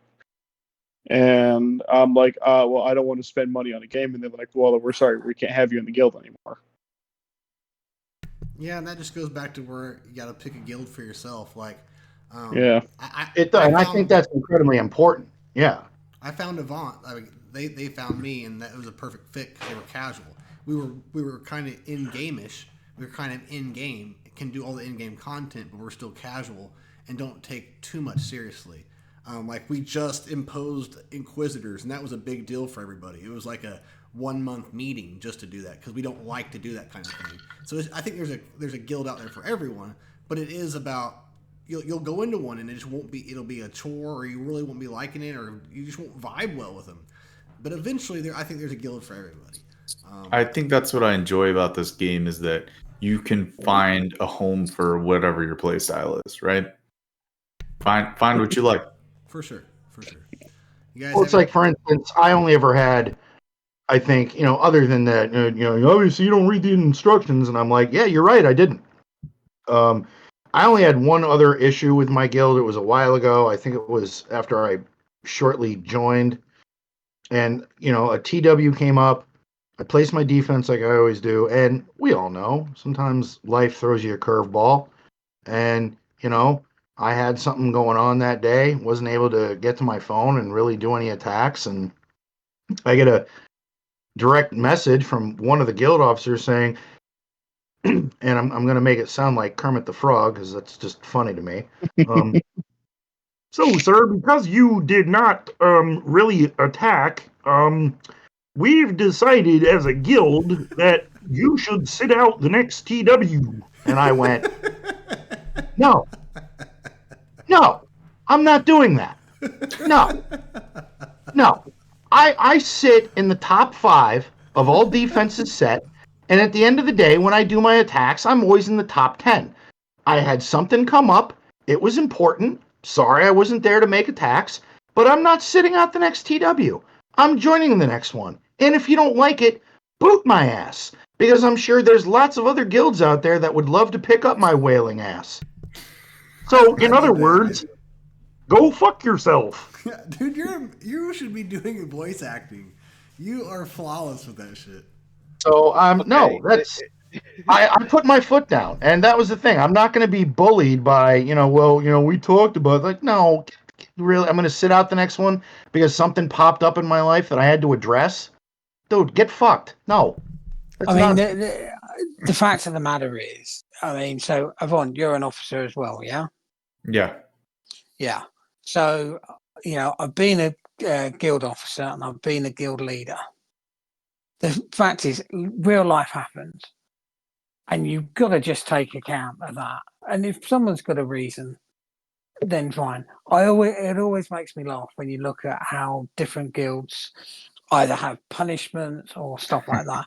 I just don't understand this thing of the guilds that deliberately ask 5 people to not take part in TW because it gets them a better matchup. It's a game. It's a game. If you want to play. Yeah. If you don't, then don't. But I know that in one of my original guilds, when you had just the original Rancor and the HAAT. Oh yes. If we decided that we wanted people to progress, and as a guild you want to progress, and asking people to sit out a raid or sit out a TW yes, it hurts the player, but it also hurts the guild as a whole. So we had a rule that if you hit the raid early or messed up, then in Discord you had to speak like Jar Jar for 24 hours. And let me tell you, after 24 hours, your autocorrect is severely messed up. Really severely messed up. You try speaking normally after that. But the fact is, it was a funny punishment. I would be But it way didn't too hurt the tempted. guild. I would be way too tempted to speak like Boss Nass. Yeah, Well, that's a problem. We had two officers who lost a bet, and one of them had to speak like Boss Naz, and one like Jar Jar, and I muted Discord for the entire 24 hours because it was doing my head in. I need to get in on Logan's Discord, and so that can be his punishment next time. The Jar Jar thing. But the Well, my fact punishment is that I got to do Do not what? do Wait a that minute. to I got to him. do what? You have to talk like Yeah. Jar Jar for an entire podcast. If No, you I'd fuck rather up next talk time. like Watto or No. Kermit. Nope, it's Jar Jar. It's your punishment, not for fun. It's a punishment. I can't do Jar Jar's voice. I'm not Can going you to do Boss Nass? I'm not going to sit here and put my nuts in a vice for 3 hours. I'm not doing it. Me's so stupid. Yeah. At least when you agree, you have to do the thing. You just I love that you brought that up, Bowdie, because I don't know how many people remember guilds having restrictions on 0 damage in the raid for 24 hours. Oh God! And then you had that one a-hole who was like, "Oh yeah, I have the team that can solo the pit raid, and let me just solo it," and no one got rewards, and you were just like, "Oh my God, who's this clown? Kick him out of the guild." I remember those days. Oh, people would solo the raid so quick, and you're just like, dude, it just started 5 minutes ago.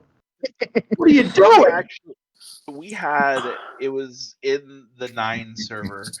We had a Swaga guild, but all it was a home for dead alts and retirees, and all they had to do was like once a week do tickets. And so like every 2 weeks, they would line up 2 pit raids, a tank raid, and a Sith raid, and they would remove the alts, shove a bunch of people in, and do like this 2-hour window where you just went nuts to max out your raid rewards. And there were a couple of times where people were not asked to come back because they didn't read, which is kind of difficult, in a Discord that's like live firing. But So I'd been a TB officer for quite a while, and the leader left on a merc, and when he came back, I just kept the title. It's like, no, you made me leader. Tough, deal with it. Yeah. Oh, the days of merking. I'm so glad that's gone. Because you have occasions where someone would it would glitch and it would say, no, you can't join the guild for 24 hours. And you're thinking, well, TB's about to start and I'm down a player because, they've hit the wrong button or something's glitched and now they're locked out of guilds for an entire TB. So that used to drive me insane. I cannot, mind you, I can't wait for the Endor raid just so we get a break in the raid cadence. So I feel like I've got some time off between the raids that I do miss.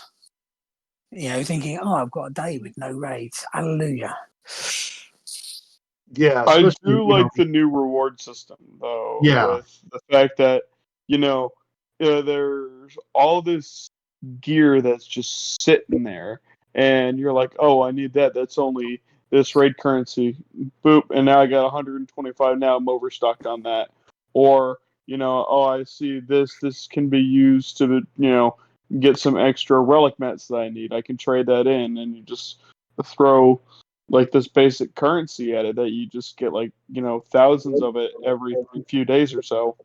So I'm always looking for gear that has a decent salvage rate because, I and I'm sure Jar Jar knows this too, but and Bowdie also. But once you're at where we are, it's not gearing up characters isn't really an issue anymore.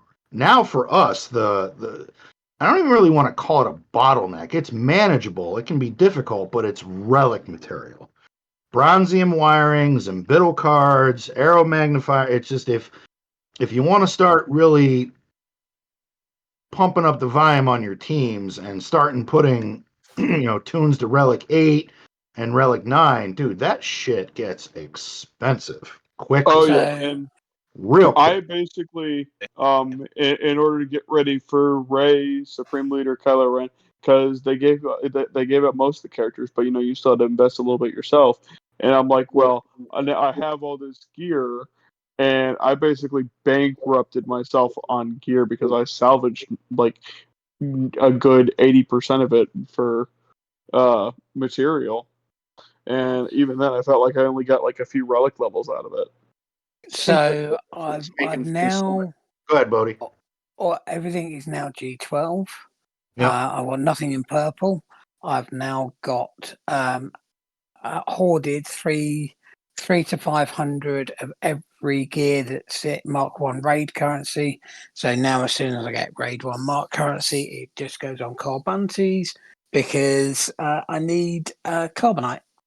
And although it's a really bad exchange rate, Carbantes, and it gives me a kick to salvage Carbantes just because how long a bottleneck it was.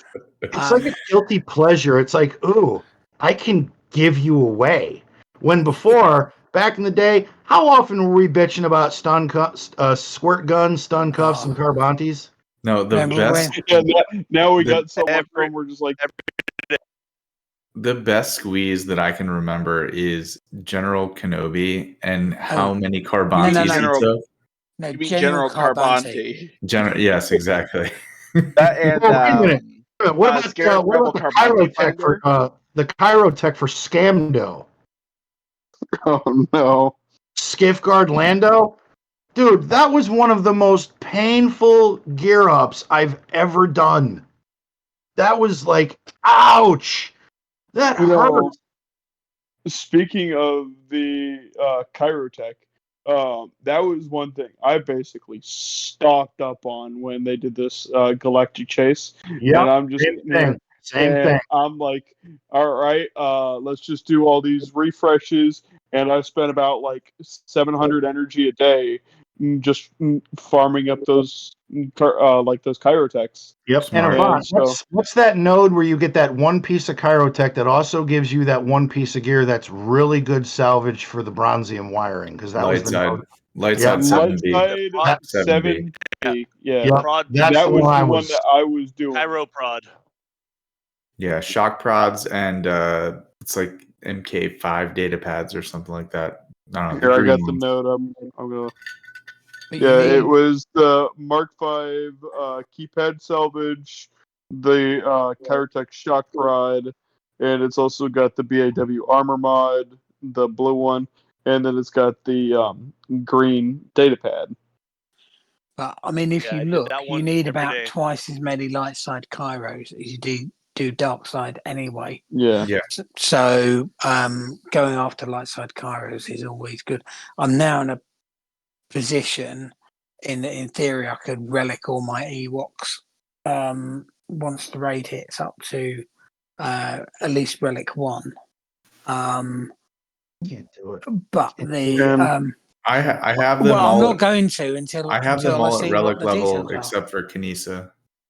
One thing that I noticed also is the Chirotech battle computer.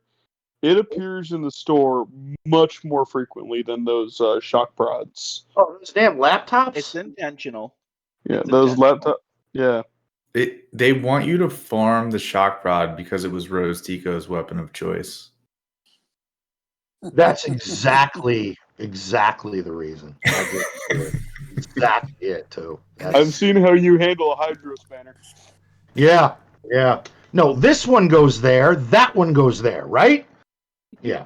So let's seeing as how we're going from topic to topic, I'm interested to hear what everyone thinks about this. So we had the Crate Dragon raid for a little while. If you wanted to do better and you wanted your guild to do better to get that next box for better gear, you had to take tunes up and do higher relics, which obviously would not be anyone's first choice. I mean, I personally did not want to put my Jawas to relics, but I did.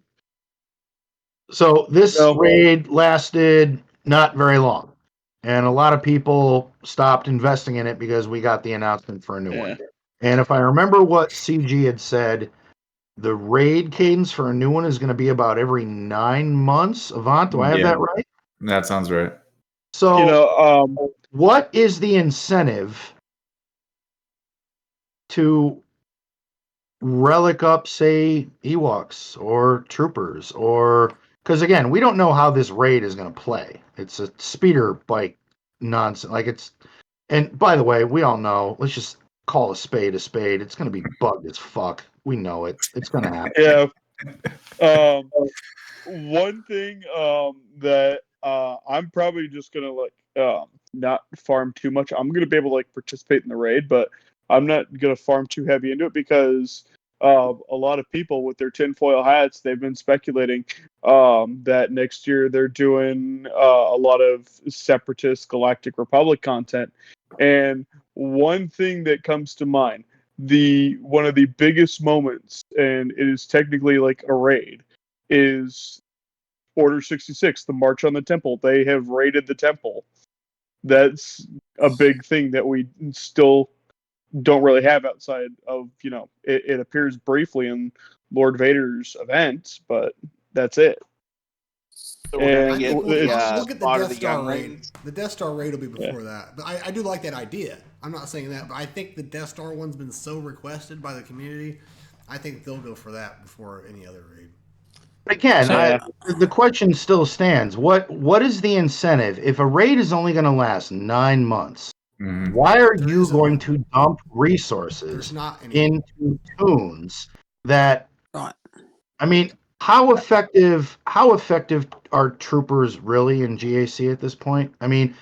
Quite, actually. Very effective. So I think the thing to remember is... All right, I'm sorry, I don't use them that often anymore. Yacht thing, I guess. Not at our level. Shut up now. Not at our level at all. Yeah. I was going to say, Jar Jar, am I wrong? Not using troopers. I mean, they got that new shiny Datacon. I use them more in 3v3 than 5v5. I will say I did just get the Scout Trooper Datacron, and I'm kind of looking forward to that.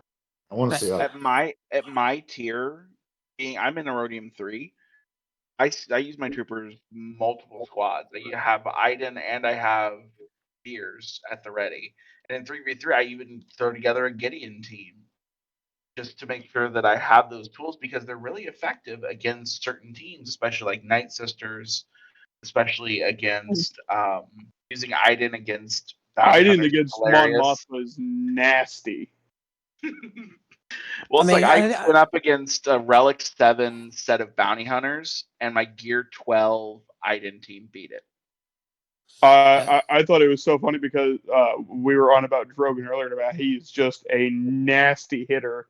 You come in, you have Iden, and she does her shield ability, and Drogon basically one-shots whoever he takes his pick on, and they're just like, just kidding, I'm back.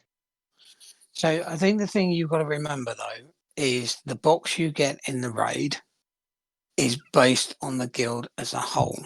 That means you have to all buy in that you may end up... You don't have to say everybody must, R8 their Ewoks. That would be insane.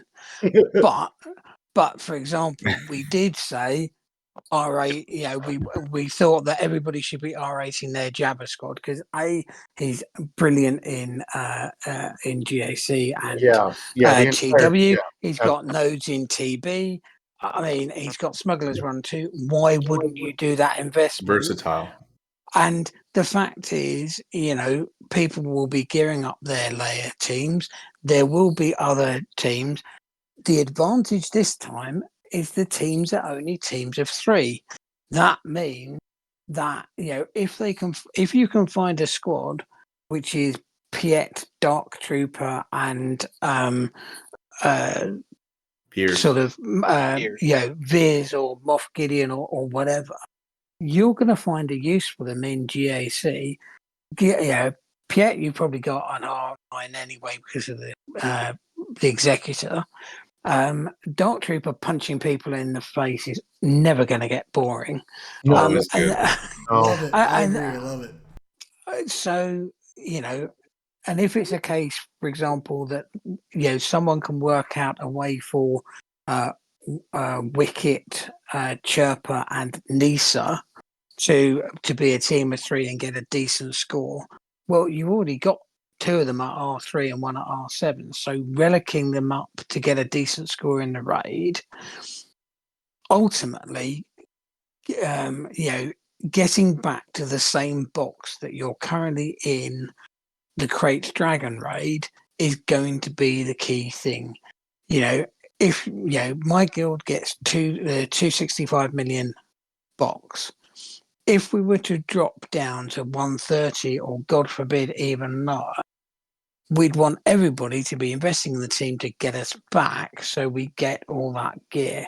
Yeah, it's a lot of loss. It is. Yeah, the fact is that you will get paid back very quickly by getting up to those high level boxes. But you want to be hitting the equivalent of 130 million or straight away, because otherwise losing that amount of 3s is going to hurt.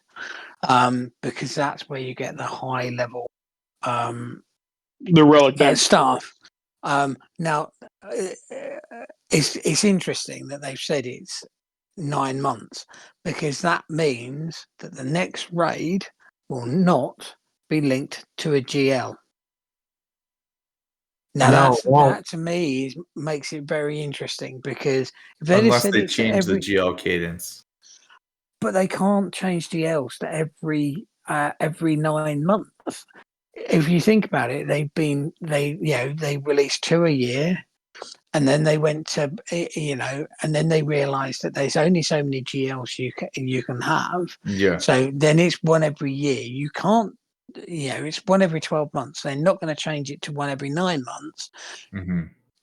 They are very consistent in their cadence. They release 5 ground characters every quarter. They a couple of times they've done 6, but that's pretty much been the state for 2 years. It's 5 every quarter. Agreed.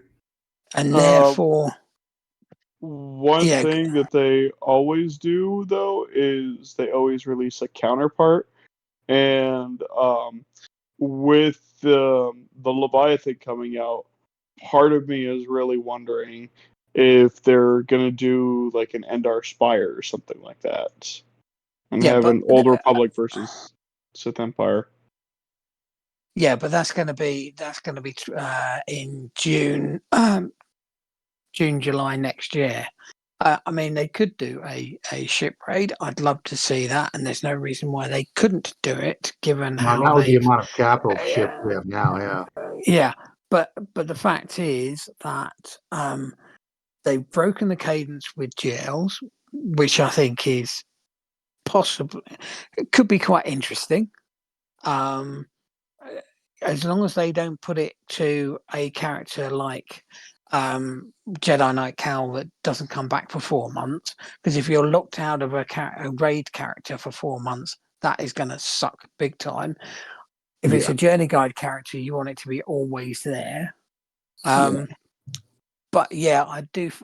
9 months seems a bit premature, but like I said, breaking that GL cadence makes it a bit more interesting. They've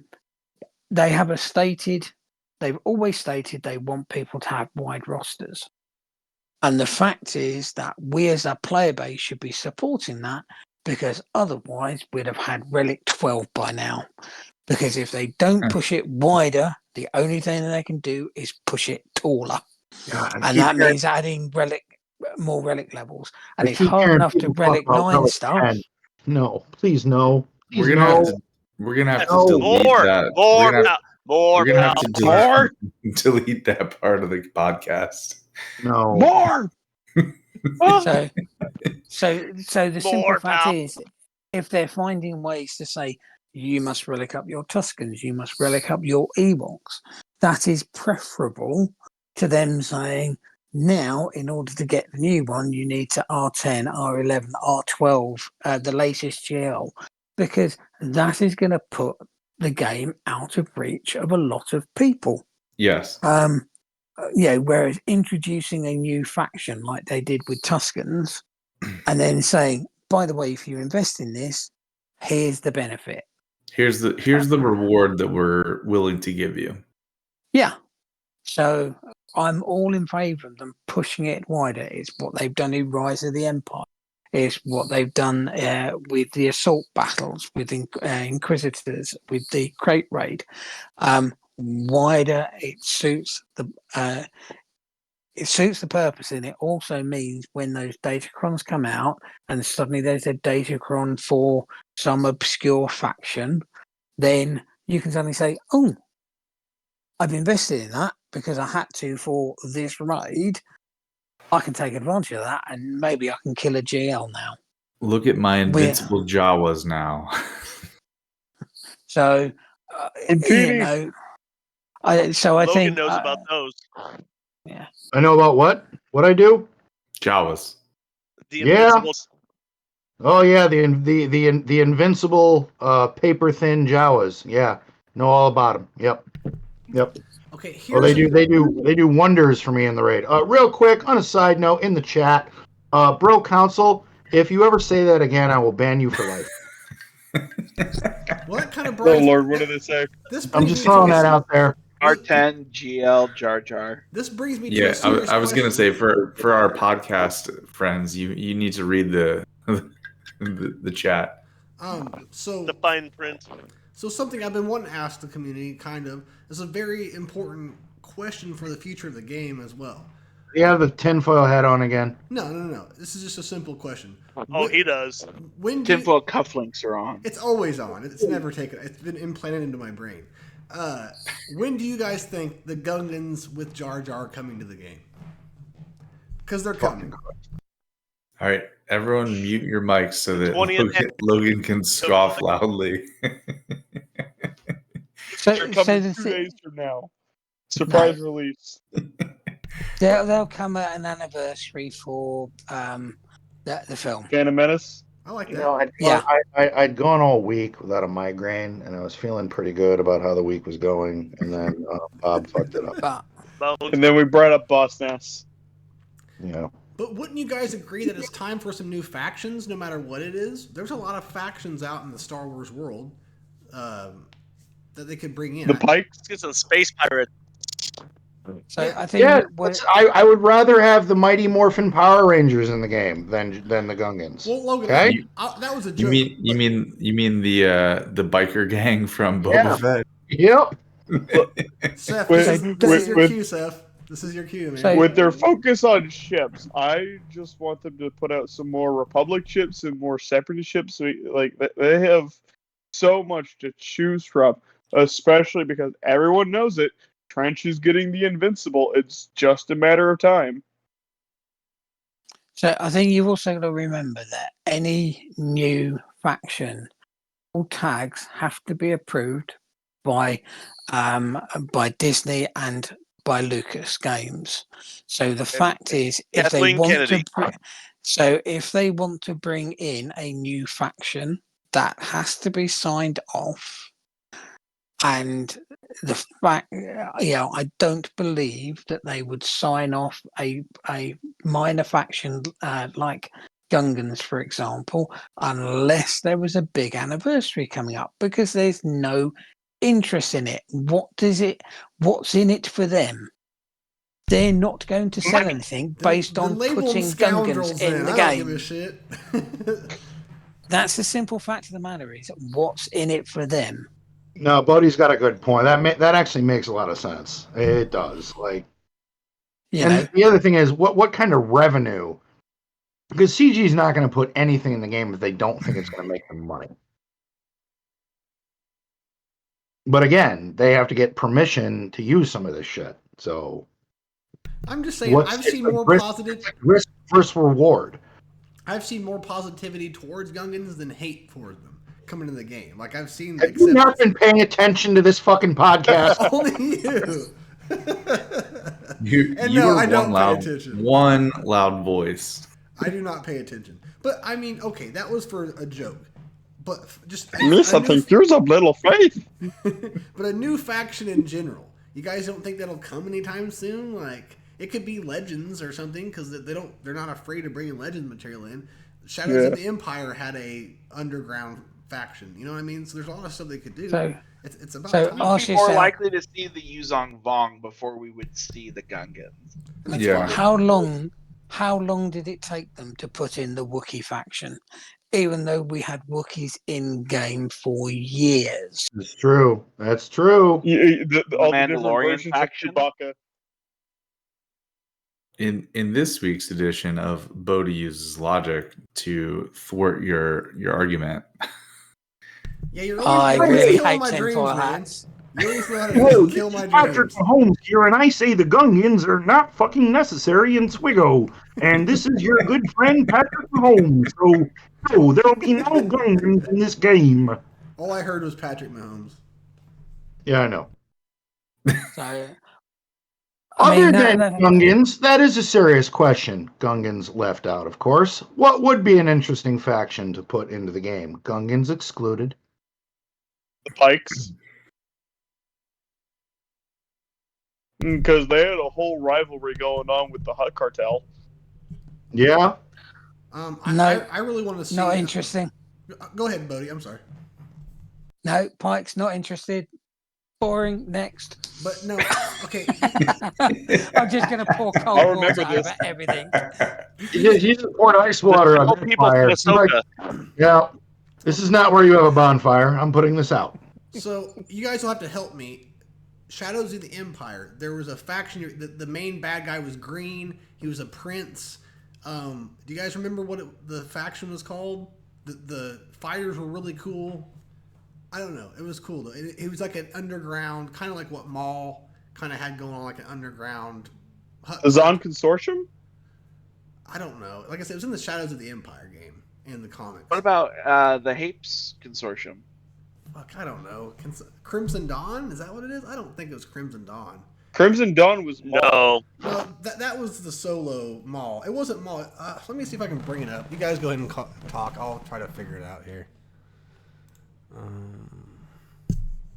Action-wise, I mean, if there is some untapped potential, just because it doesn't get a lot of fanfare, a High Republic faction. I was just gonna say, I think the areas of Star Wars that Swiggo has not tapped into yet is High Republic or like different Legends material, but it's mostly like old stuff, like everything that is prequels. So things like Darth Plagueis or the Jedi from the High Republic, like all the new books that they've released or the new comics they've released. Black Sun. Black Sun, is that what it was? The Black Sun. Prince Zizor is his name, and he's green and he has a cool staff. He's kind of Thrawn-like. Anyways, go ahead, buddy. I'm sorry. I know that there's a subset of Star Wars fans who are not excited about High Republic, but I think there are a lot of really, really interesting characters from the High Republic books. Geode, like the Geode that pilots stuff, and he's just a rock. Or like, there's a lot of really interesting Jedi characters, and also the antagonist characters from the novels are very interesting as well. Marchion Ro is a pretty cool character, so I think I would enjoy High Republic as a new faction. That would be my choice. There's a lot more. There's a lot more I feel they could do with KOTOR. Like, he's already modeled in the game. Why the fuck don't we have Kalo Nord yet? He's like, Like, Oh, yeah, that would be "Hurry and another boom nice bounty hunter somebody." to have. like Kalo Nord, where his like unique is, it's on a 3 cooldown. He goes 1, 2, Death. 3, and then Yeah. and he insta kills somebody. Like, and he's Not a just bounty hunter. somebody, everybody. There's just there's so much potential. What do you guys think is the faction right now in game that has been neglected and needs a touch up? That has been neglected. Yeah, Smugglers. really. Smuggler? Like the prepared and all that they have going on with like young hot. They started. They had something going, and they kind of followed it up with like putting out Dash Randar, but then they kind of just stopped at that and called it a day. If Dash had a few more people that could work with prepared, maybe we might see that become more like of a meta team. But right now, it's just Dash doing all the work. Potentially can hit like a truck. Yeah. They just need a few more characters that can take advantage of prepared, or if they can see what they can do with it, because it has potential. They're just not using it. And I can't stand Young Han's kit. I cannot stand his kit. Like, he has a turn where he doesn't do, like, he like flips his gun like John Wayne, and that's it. And you're like, dude, you didn't even fucking do anything. Okay, look at the animation. He doesn't flip his gun. He throws his little dice in the air. He throws them up. That what he and does? catches them. Lucky Yeah. dice. Well, it's like TW. I don't pay attention. Well, you've am got to I- set the speed to 1 time speed to actually see it. And nobody does that ever. Am I going to quiz Bones on kits this week? Yes. No. Oh yes, you got to do that. We got to we got to rename it to yeah. Are you smarter than a Bob? So, Yes, you are. what I would like to do is go back to the smuggler point. No, go ahead. Please. I can see them doing something with smugglers if they ever get the Lando series or film or whatever it is meant to be now off the ground. If that comes out, then I can see them doing something with smugglers. Yeah. For the everyone else, agree with smugglers, or is there another? Does anybody have another faction that they think has felt neglected? Crafting Way had a good one in the chat. Just all the Jedi that suck. Like, I know there's a lot of good Jedi, but there's. I was waiting for this. You could have Crafting 2 Way more is not factions. lying. There are some Jedi out there that are absolute hot Trash. garbage. Well, and the thing is you have 3 fundamental problems with the Jedi faction. You leave them alone. Look, I can vouch for the fact that, like, I have this problem. And, well, look, you have 3-fold problem. You have the Revan problem, you have the JML problem, and you have the JKL problem. Each of them pull the same people for certain things. With old General Carbonti, you could fit him on all 3 of those teams. Yeah. But you couldn't do anything with Plo Koon. With Free Revan, Plo Koon! Well, with Revan, because you have such weird mechanics tied to his tags and tied to how his kit is designed, he's the first over-engineered character, and it's why he's still relevant on multiple teams. Because of his over-engineering, he has made it harder for the Jedi faction to function. It's why you had to literally write into JKL's kit, JKR does not count. Because you would have completely blown the team to pieces, because JKR would have broken it. So you have to simultaneously fix him, give the faction of regular Galactic Republic and just generic Jedi even a hand, and you have to be able to, well, you could potentially divorce JKL and JML and let Cal be the right hand to JML and let JKL lead his own team. That's the other problem, is you have 2 really great leading tunes, but you can't use them separate. I mean, to be honest, if they use the Galactic Republic and Jedi tags combined, like they do with Cam's Unique, then you could lift up those god awful Jedi's because they're all Galactic Republic Jedi. Oh yeah. Well, what you could do is that you just create. That's why I was really hoping for, even though they did the Mace rework, which is fantastic. He's a great tune. He I is. still want a General Windu. I want And a he has the campaign. Jedi.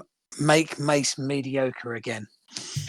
Well, what you do is it wouldn't be uncommon to have multiple of the same character on the team. Look at Ahsoka and Kat sitting together. They don't give a shit. Or the Kenobi sitting next to each other. Nobody gives a shit what the canon looks like. Give us a General Windu with a Jedi Council tag, and he pulls in Plo Koon, he pulls in Shakti, he pulls in Eth Koth and Kit Fisto, and you make a team, or you add in Mace instead of Shakti, and you create a team that actually has a use, or even make a plug and play move. Be able to put Kiadi Mundi for this circumstance, put in somebody else. Like, let the Jedi Council actually be relevant. Or even weirder, you could do something I've always wanted to see is 2 dual nature GLs, and you release them basically together. Is you create an Emperor, a Senator Palpatine GL, where he's both light and dark side, where he incentivizes separatists as Sidious and incentivizes Galactic Republic, which could give you Padme and maybe a Bail Organa down the line. And then you do a Revan Redeemed, where he leads a Jedi faction. That I feel like that's also going back to neglected stuff. Neutral tag. What we have right now, Hondo. Well, I mean, Anyone Hondo else? really is his own man, though. Such a good tone. Hondo's his own Such man, a but good he's fucking the only neutral character that we have in the game. He can have that mantle. He's earned it. He He's robs here for the everybody. profit. He's here for the profit. But again, this just is another reason why the Galactic Republic Jedi are such hot garbage, because in TB you have that mission with Mace Windu and Kit Fisto, and guess what? Nobody gives a shit. Nobody cares. Nobody geared up Kit Fisto for that mission. My choice for a squad that needs a little bit of love. Wait, Now, they you did? put your hand up. You did, didn't you? I am at Gear 12 right now, and I'm You working up did. it. What relic level is he? He's at Gear 12, and I'm working on getting the finisher right now. No. Because I've been using him on the Qui-Gon Omicron team. No, you do an about face, and you walk out of that room, and you don't look back. No. No. Oh, that was the 4th leader. Now That's I the got to 4th get problem. Kit Fisto up to Relic 9 just to upset you. Well, it's not going to upset me. It's gonna upset your resources. But by all It'll means, be worth it. And then when Kit Fisto gets that, the Galactic Republic or the Jedi Council tag, and he's, a god, you're gonna be pissed. And there's some game mode where he has to swim through water, and his head tails flow back through the water, but he swims faster than everyone. Yeah, who's gonna have the last laugh then, Logan? So Me. speaking Me, as a TV I officer, Super swimmer. It's me, because I have credit cards, and I just ching, so ching, speaking as a TB officer, if you want to gear up Hashtag a crappy ad money. Galactic Republic Jedi, Eth Koth R8 on Lothal. So there you go. Much better than Kit Fisto. At least he's got to use that R8. I just threw up in my mouth a little bit.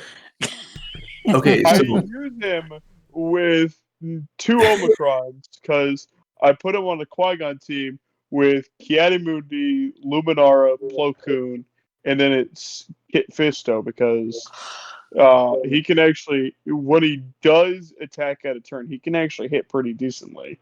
you have successfully put all the dumpster Jedi in one basket. Yes. And I I'm have surprised you started didn't put a Eth fire Koth in in his there. dumpster, and I will die on this hill. Is Jedi Consular not available for that hot garbage? I'll tell you who does use all those garbage Jedis, and he does it in TB, and that's Pico, because they go under Jedi Knight Cal, if I remember rightly.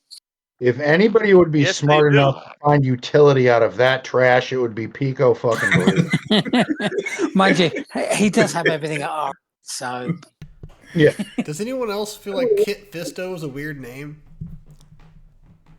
Not if you're a porn star. I was gonna say it sounds like a porn star name, kind of Kit Fisto. Jesus Christ. Okay. Oh, He God. made his guest I'm going to appearance in answer the Fallout. original question here. My squad that I want to get a touch up, or my tag, droids. I Yeah, I was want gonna say the same thing. Yep. an HK leadership pre-nerf where HK with droids can just like delete and wreck things. That's what Give I us want. another HK, give us, his version from Ahsoka, Order 2 or something. Or Ahsoka. the Ahsoka HK. What about Even, I know not a lot there's- of people are gonna know this character. Mitra Surik. Who remembers? I feel like that might be a Old Republic like galactic legend area that they're sort of going into because of the whole, If or at Revan's least not the a GL, legendary she event. can't be. They She could Or at can be bring a least the legendary, but legendary not event. GL. they could bring in Wu Tang or whatever the guy's name is from Ahsoka. Hu Yang. I call him Wu Tang now. I like Wu-Tang, but Wu-Tang will also Could be like, wait a suffice. minute, we got the RZA, the Jizza, Monster Def, Old Dirty Bastard coming into the game. Like, Wu-Tang. Don't forget the Ghostface Killer. That's right. That's what they called Huang back in the day. Oh, baby, I like it raw. Although Avant, there is Nice and dry. Well, Prophet. there is a Legends version of AK-40 of HK, not AK. Good God, of HK that's in the Old Republic video game. They pulled Malgus out of it. They could pull him from the Revan DLC, where the Revan regime comes from. Didn't he basically try and kill off the galaxy at one point, though? Yes, he did. That's why he should be, like an epic confrontation of some kind. Give us something more than just Gas and Malik. Make droids great again. Exactly. For Let Those HK. 5-star unlocks World were annoying, domination especially with without a droids. way to get those tokens anymore. That either make it raid currency or something else. But Yeah, your considering marks we are don't raid have ways currency. to get those tokens effectively anymore. I'd like to see them like actual make. You know how the IG-88 General Grievous nuke team used to be? That was just kind of like someone coming up with it. I don't think it was intentional. It'd be cool if they came up with a nuke team that might not be great for banners, but you could take out some crazy shit with. I think that'd be pretty cool. Yeah. Well, it's like other than using, I mean, I kind of have to agree with Avant. I mean, other than, Sortie, droids are kind of spread out. Like you've got your Grievous Separatist team, you got Afra with the 2 murder bots, but Sortie you can kind of mix match, depending on what the Datacron set is or whatnot. But yeah, if it's one droid that I feel has now is now the Mace Windu of Swigo, it's HK. Yeah. Because he gets put right back on the bench because he doesn't live on Sith Empire because he doesn't get as much incentive from Darth Revan and he gets none from Malgus. None from Malgus. None. Also, don't forget So we'll he probably gets on get the bench. Grogu inside of IG-11. What was it, IG-12? He might be a lefty. No. All right, Liz will come into the game he just plan. annoys liked the it. enemy to death by hitting the button over and over. He killed times him. you out because his animation is just 4 minutes of him saying no, no, no. And just Yeah, dwindles if your health down. Grogu gets to five nose, instantly defeat enemy team. I'm in. You're not allowed to play. Please I'd- insert credit I'd card to Money continue. on that one. Instantly, I'd buy that motherfucker all day. Yep. Same. I would too. Yep. In order to beat the team, you have to insert the last 4 numbers of your credit card here. So what do we? I like how what- you just like no and went on. Last question before we This- get into viewer questions. We have a road ahead coming up pretty soon. We obviously don't know what's in it, but we can sure speculate. I know Bob will. what do we think is going to be coming up on this next road ahead? What is going to be what's going to be the big news? I personally think it's going to be a lot of raid news, and I don't know. I think before we went live, Bowdie, you were saying something that we're in the cadence at this time last year. That did you say tunes for Afro were being released, and that if they're planning on doing something in that time frame, they should release something next week? Yeah, so Hondo was 6th of October, BT1 and Trip 0 were 20th of October. So that would mean something next week if they were looking to repeat the equivalent of the Afra or Star Killer event or something like that. But yeah, I'd expect them to do something, certainly within October. Because they'll want people to be able to farm it in December. Would be my guess. So One thing I definitely feel like they're going to acknowledge with this road ahead is the Lightspeed bundle, because that's been a big, talking point, because we talked about it earlier.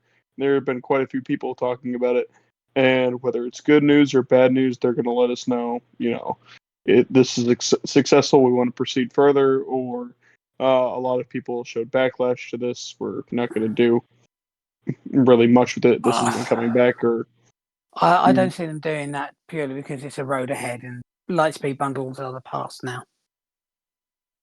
Yeah, I would think the road ahead it's. I mean, we're definitely going to get some raid news. I think that's unavoidable. That I think a lot of the road ahead is going to be them. Yeah, and I feel like that's going to be a majority of it, but I feel like they're going to touch on it, like, we're going to do this again in the future because of how successful it was, or something like that. Just a small footnote. I think there's three things I would definitely expect to see.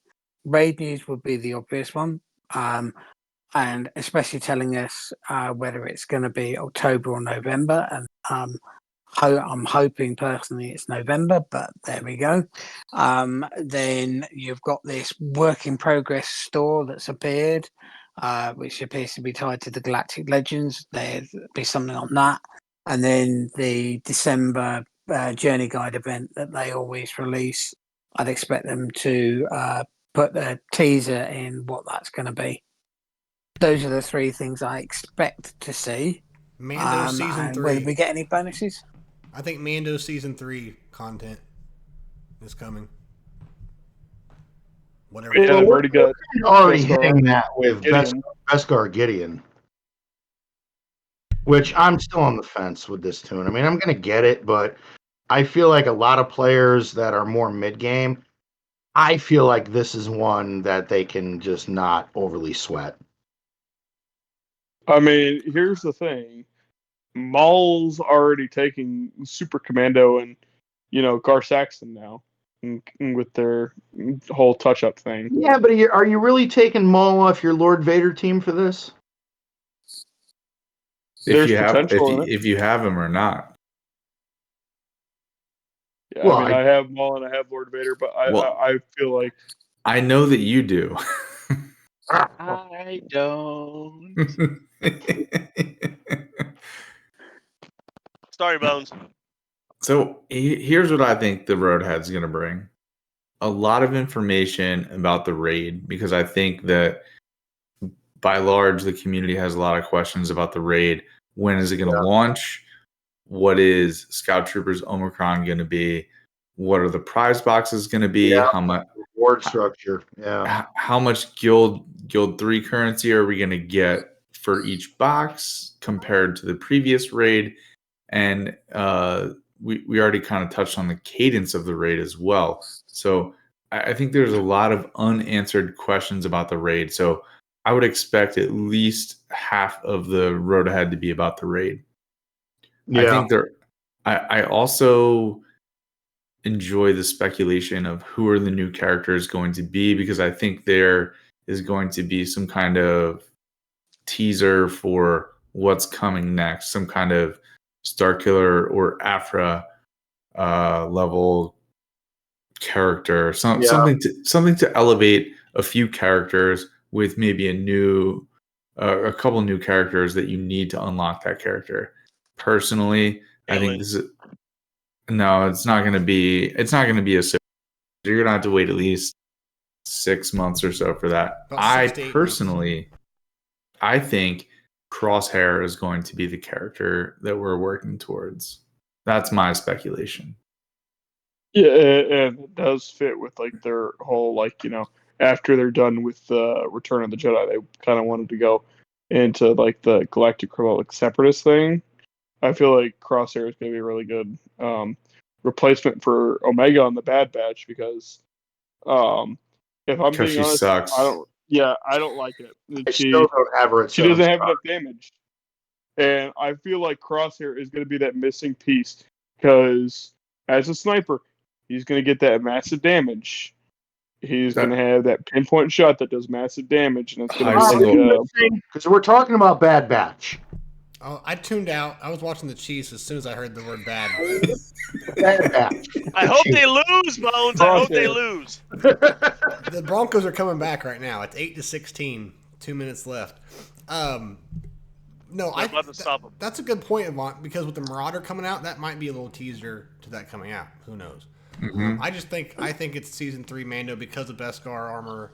What's his name? And it's been how many months? Has it been a year, maybe even since Mando came out? And there was a lot of memorable characters and stuff. I didn't love the season, but there was some memorable characters that come out of there. But I could definitely see I've never been more unmotivated for a Conquest tune since Dad bod Boba than I am with this Beskar Mando. I'm just not. I am just praying to God that they don't make Crosshair a Conquest tune. No, I don't think so. You think it's going to be a marquee? I think there will be a few marquees, and I think there will be a legendary. And I don't know where Crosshair falls into that mix, but I think he'll be in there somewhere. So, I mean, who would be a legendary character if not Crosshair? I mean, that's you need 4 or 5 marquees for a legendary. So. Seth, what's up? I got one for you. So I think Crosshair is going to be the odd duck, much like Saw Gerrera was for Afra, or not Afra, but oh crap, it was Cal. Cal. Sanastaros. Oh no, I know, but for Sanastaros and Afra, for the example, have the odd duck out for that group. So what I'm thinking is I think it could be Talon Card. Because he's a legend from the Empire. Well, here, let me pick with you for here a little bit. Dr. Afra, you've piqued my interest. Dr. Afra and Starkiller are Empire era legend. Talon Card is an Empire era legend.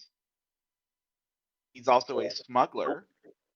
So you get him and say Booster Tarek, potentially Gilad Pelion, and then add in Crosshair, and that gives you your 4. And then you get him to lead a smuggler faction, so you can put, Dash Rendar and a couple other folks, or you could add some different smugglers, and eventually with Booster Derek, perhaps Calo Nord. Perhaps Calo Nord. Exactly. Calo Nord. I feel like Crosshair is also going to have like this weird Imperial Trooper leader tag, if I'm being honest. To keep him out of the Iden teams, absolutely. Maybe keep him out. Maybe a tag where the Imperial Troopers stab him in the back and kill him. No, more of a way to keep him out. He's not going to have a remnant tag, so he can't sit with Gideon. Agreed. And he's probably going to give him the attacker tag, which might put him with Gideon. But being able to keep him out of Iden's lead is going to be important. So he's going to have a leadership that probably rivals Hunter's leadership. Because there was often that tension in the Bad Batch series between Crosshair and Hunter. That would be thematic. That would. It also kit-wise helps stop a problem. Because if he's busted, they don't have to care about Iden if he has a leader tag. Yeah, you don't have to worry about Iden if he has a leader tag. But he's got to have an Imperial Trooper tag because of all that time he spent with the Empire. I think he's Bad Batch Imperial Trooper. Yeah, that Bad Batch Imperial Trooper, Clone Trooper, and those would be like his major tags.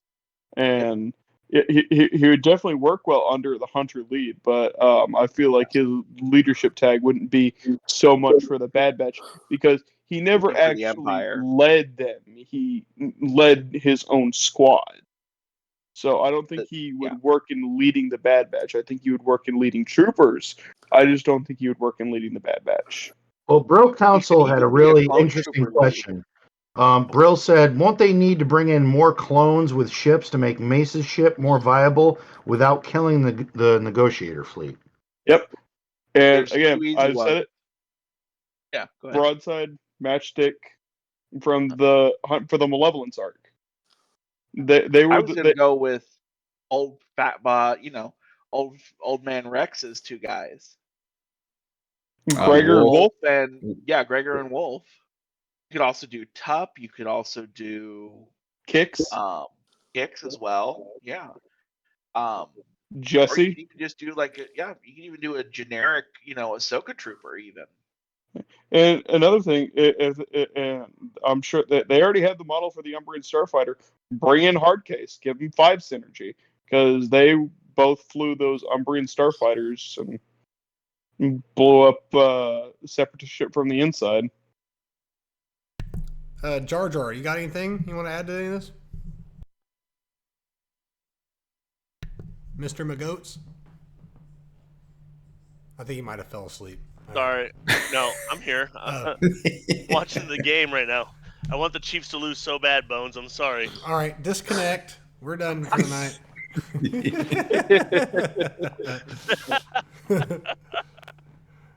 No, they're making me sweat over here, Jar Jar. I agree. But so, is there a faction or anything, McGoats, that you want? Opposite. To be honest, I just want them to round out a few more factions. I feel like they missed out on a whole bunch of Andor characters that could round out a couple more Rogue One teams. Team. Exactly. That would be interesting. Only if we get Andor's mom saying "F the Empire" in an ability. I feel like Fight the Empire. I understand what Jar Jar is saying, but I feel like CG really dropped the ball with Saw Gerrera. Yeah. I really think he could have made another really solid. I mean, I know he Rebel was fighter team. but I mean, he could have made a rebel fight. Like he just he just sucked shit. The partisans. He could have made a bigger explosion. That's game. Yeah, the partisans, funny enough, are really threatening to the Empire, but here he just kind of. Although the rebel the new set of datacrons in this set for rebels, I'm been debating because once I got Saw Gerrera to Gear 12, I went, yep, you're done.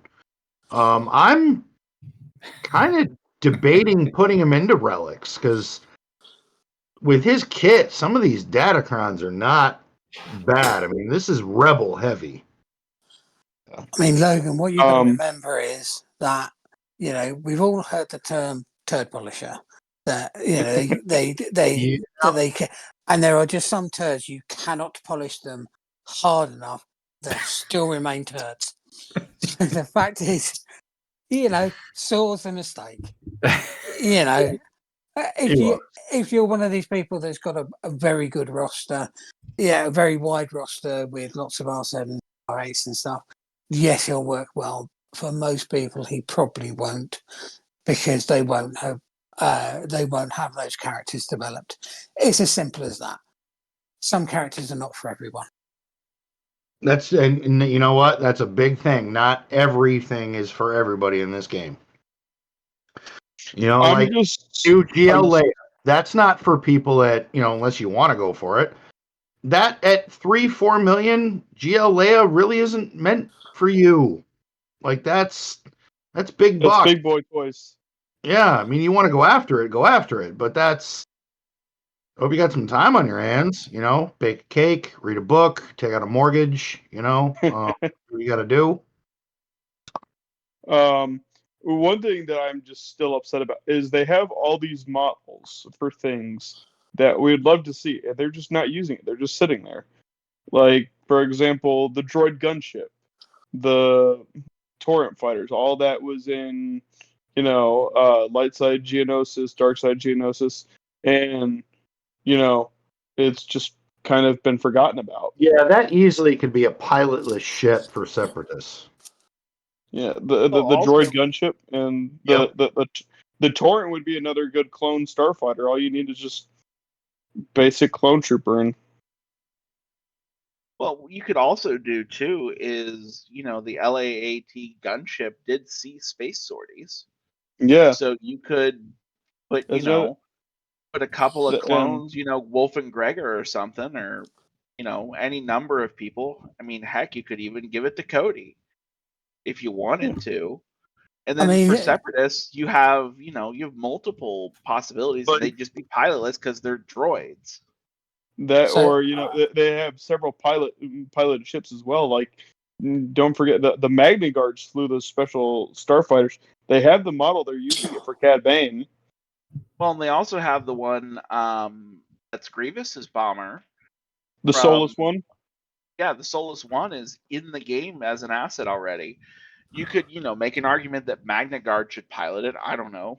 Find some degree of hand waving to make it happen, and you could even make it a conquest ship. I don't know.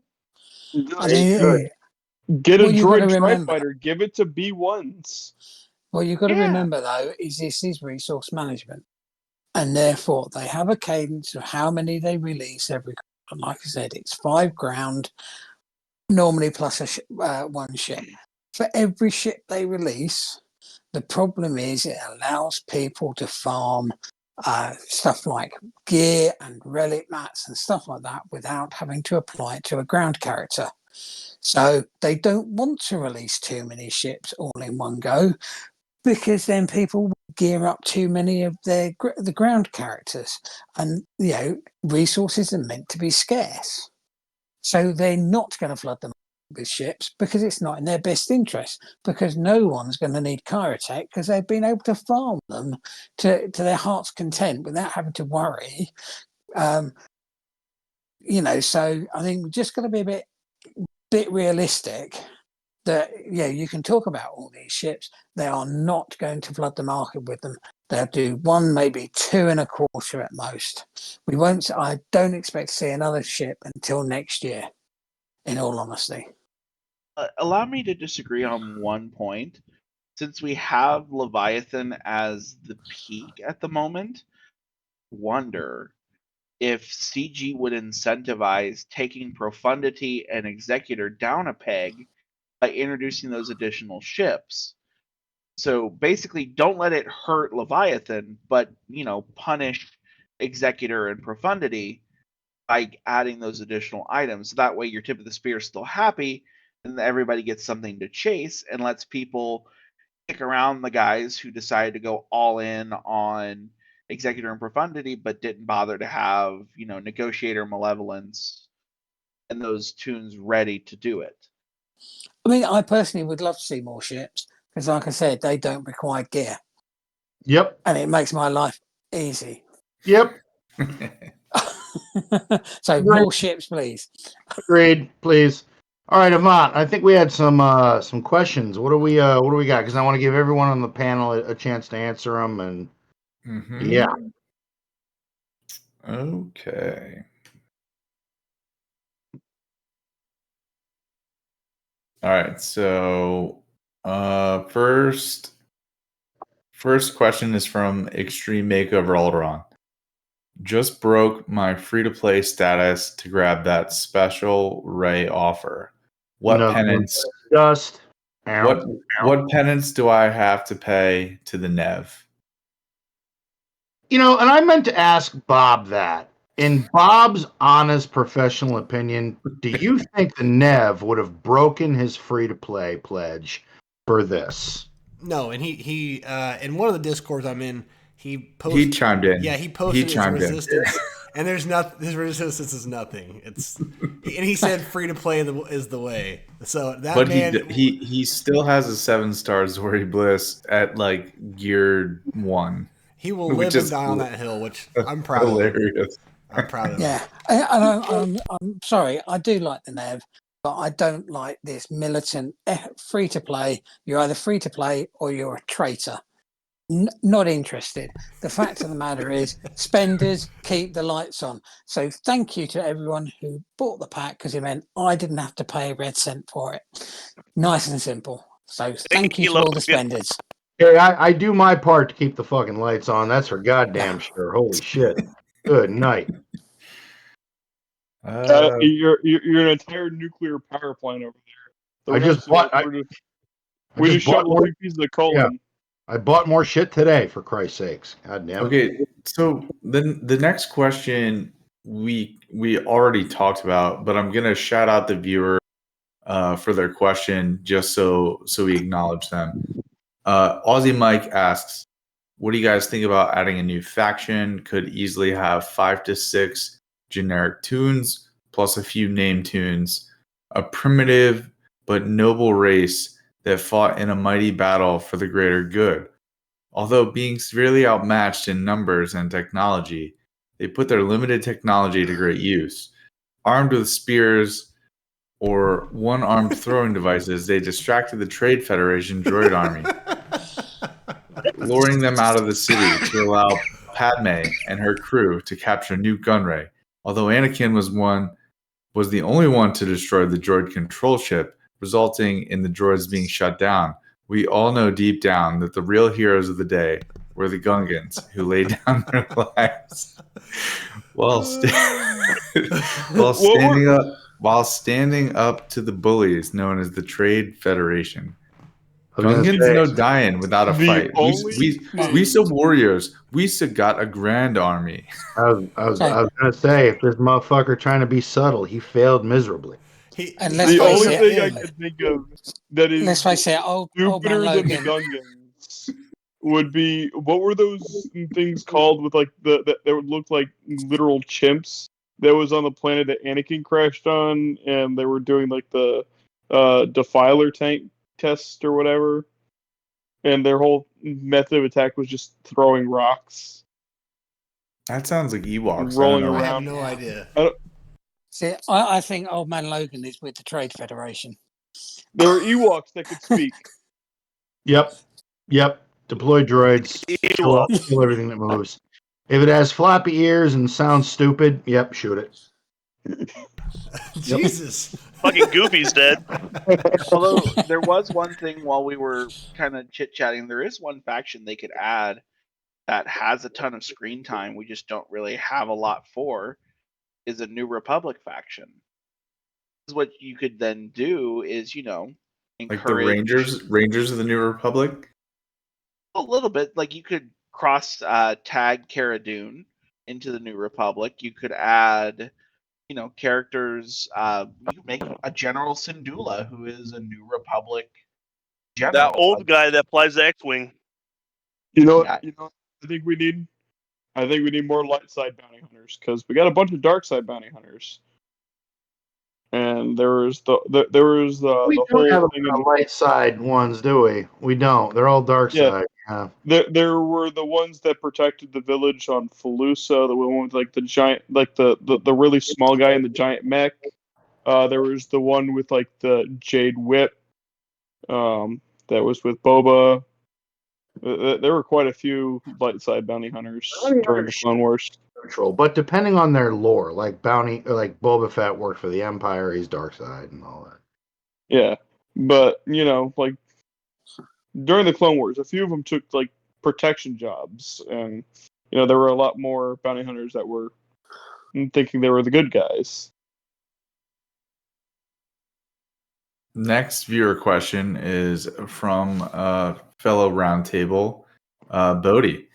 With the ship release, it means you get to farm gear and relic mats without having to save them for a new character. Where are you going to apply all this extra stuff? Bowdie, were you asking like the Galactic Chase and what we're gonna do with everything we've collected? Well, no. So what I'm saying is, because obviously, if you're going after the Galactic Chase, that's stuff that a ship means You don't need to apply gear to a ship. You don't need to relic mats on to apply to a ship. So you get so effectively when that goes farmable, you'll have a free month in order to farm that stuff and apply it wherever you want without having to think, I know I've got to apply it to the latest thing they've just released. So where are you going to put it in your roster? So are you going to hoard it and put it on the raid stuff, or is there a faction that you just think, no, I want to put it on that just for the hell of it? I suck at hoarding, so it'll be gone soon. I'm in the process of I think I'm at 800 pieces saved of each different chirotech at this point. And I know Jedi Cal is stop it. Just Avant, stop it. I'll make it rain. Right now. Visa, MasterCard, Discover. Yep. So no, believe it or not, even the chirotech grind I feel has loosened up a little bit. It's still an issue, but I don't feel like it's as much.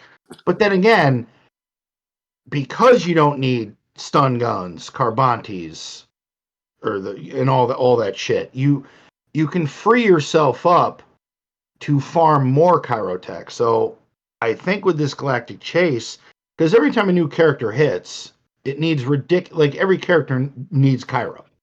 So if you have a big stockpile of it, that's just one less thing you got to worry about whenever a new character hits, and you can bang. Whether you bring it up to gear 12 and then wait for it to be farmable, or Avant, you do that and you just buy it, like what I do, and then there's that. So Credit card. yeah. Anybody else? Last 4 digits here. American Express, Visa. Oh, hello, MasterCard. Zach. So- Can I have your credit card, sir? So At least as a use the web TB store; it's cheaper. I like to pull up to other Swigo players and go, "Pardon me, do you have any Grey Poupon?" It's okay. Well, I'm going to have to go find your TB officer because if they open up Zepho, they're going to need.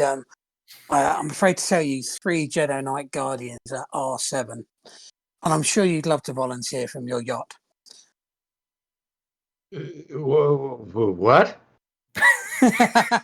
Platoons in Zepho. Rise of the Empire requirements. 3 Jedi, Rise of the Empire platoon requirements for Zepho. 3 Jedi Knight Guardians at R7. Well volunteered for one of them. I heard he's really good with a relic kit fisto. I don't even think I have my Like Jedi 9. Knight Guardian. Right next to East Koth, right? Oh, Jedi Knight Guardian. I don't even know. Oh, yeah, no. Gear 9. Gear 9. Slacker. Could probably bring her to 12, but I give 0 fucks. So yeah. Oh That's man, 'cause look at me she sitting looks with like an my elf. gear 2. Oh, some of the platoon requirements for Zepho are just bad. Just really bad. And Jedi Knight Guard Ugh. is the worst. Like, I know my guild, like, there's going to be a massive influx of Jedi Knight cows, and we're going to get into Zepho, and I know that I can see it coming on. We want volunteers. Anybody want to put their Jedi Knight Guardian, the Relic 7? And we're all going to be like it's going to be that uncomfortable silence, and everyone's going to wait until somebody says, I am Spartacus, and it's just not going to happen. And then your guild TB officer is going to kick 3 sad souls into the pit. Okay, I have a question. I have a question about Zepho. What are the rewards? Is it worth doing all that? It's really not. So 25 light side and 25 dark side Cairo. Over time, yes. Initially, no, but over time, yes. Over time, yeah, but it's. You get that every 2 weeks. That's going to add up. It's going to be worth it. It eventually will. I just Jar Jar, math would disagree with your sentiment, Logan. That's because I like to bitch. Me too, buddy. I feel you. I mean, I'm on the What's logic up, Brett? train here tonight. I know. I mean, to be fair, Logan, we're both in guilds where we'll probably actually do the Zephyr missions themselves Yep. we on the will. very last day, because it will be open for 3 days for us, almost certainly, and therefore Just you'll smart comments. Yep. you'll just wait until the last day, and in which case you can probably just do it by dumping all your GP in there. Won't have to bother about platoon. No, that'll be it. Yeah, you just spend your lat and then it's done. Yep. All right. What other poor schlep had a question that we'll probably butcher and not give them a proper answer to? For me to gently answer this question, I've already kind of started dumping materials into Phoenix and Ewoks. I've taken Captain Rex to Relic 7 for Leia, and Character. Oh my god. I've taken all my Phoenix to Relic levels at this point, and I'm trying to decide which of them I will take to Relic 5 and which of them I will take to Relic 3, just so I have some versatility for attack.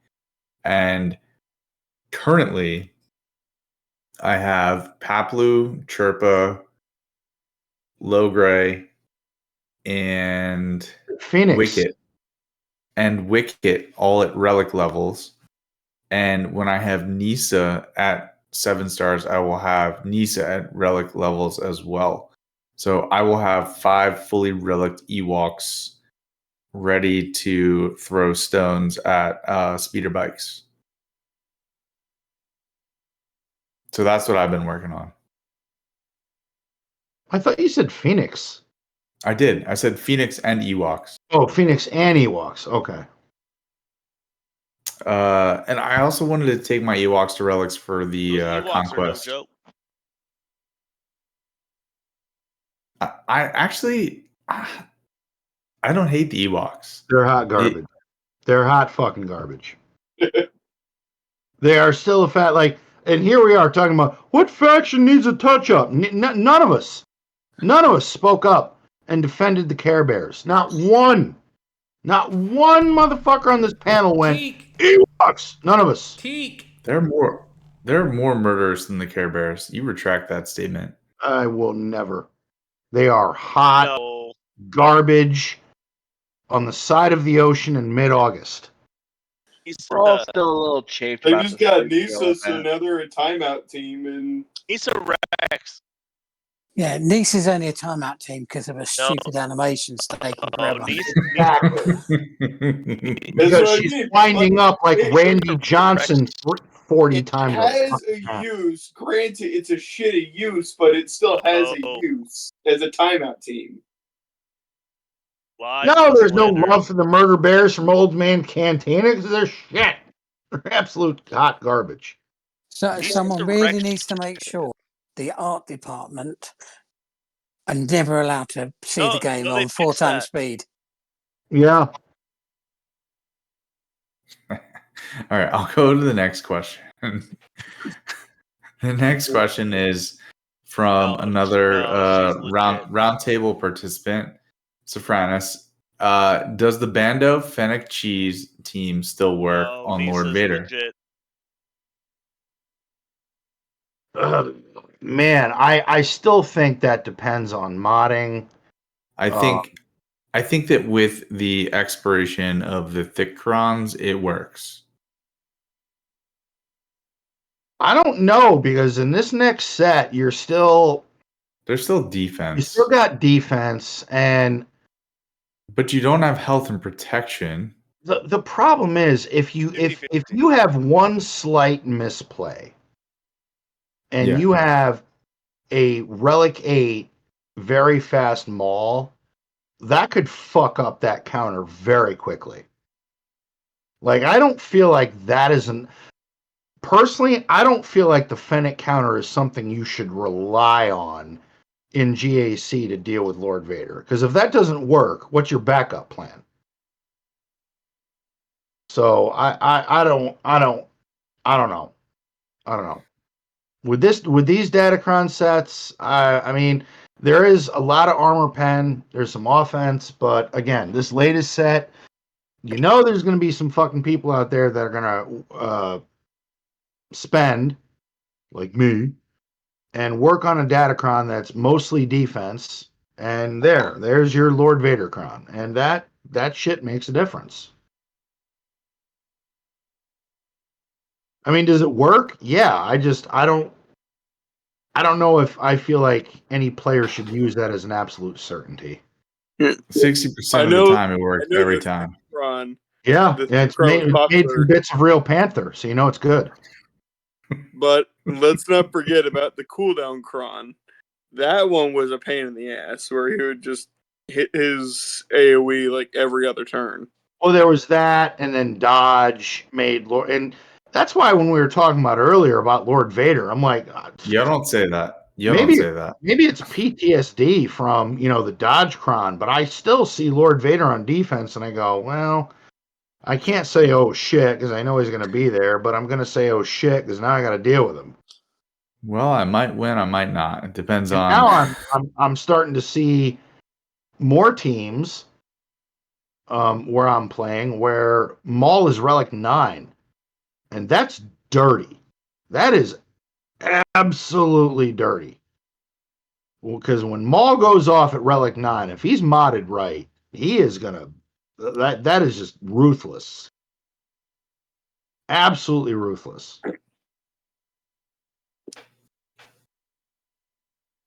All right, are we done with this one? On to the next one? Sure. Yeah, that was pretty good. Why not?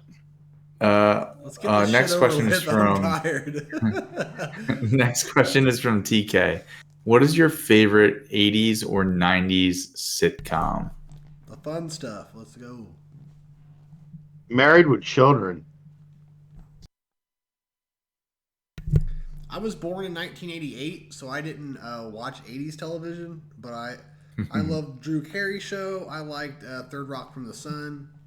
That's just a couple I can think of. Does Full House count? Schoolhouse Rock? What was it? Full House. Oh, yeah, it counts. That's one of the biggest 90s sitcoms ever. That counts. Ray Rock says in the chat, Alf. Yeah, I know, right? Alf. I remember that show. It's it's entertaining, but I gotta go with Married with Children. That to me, that was just funnier now. Is Hercules and Xena a sitcom? No, Bob, that's called a fantasy drama. I fucking love that show. It's kind of comedic too.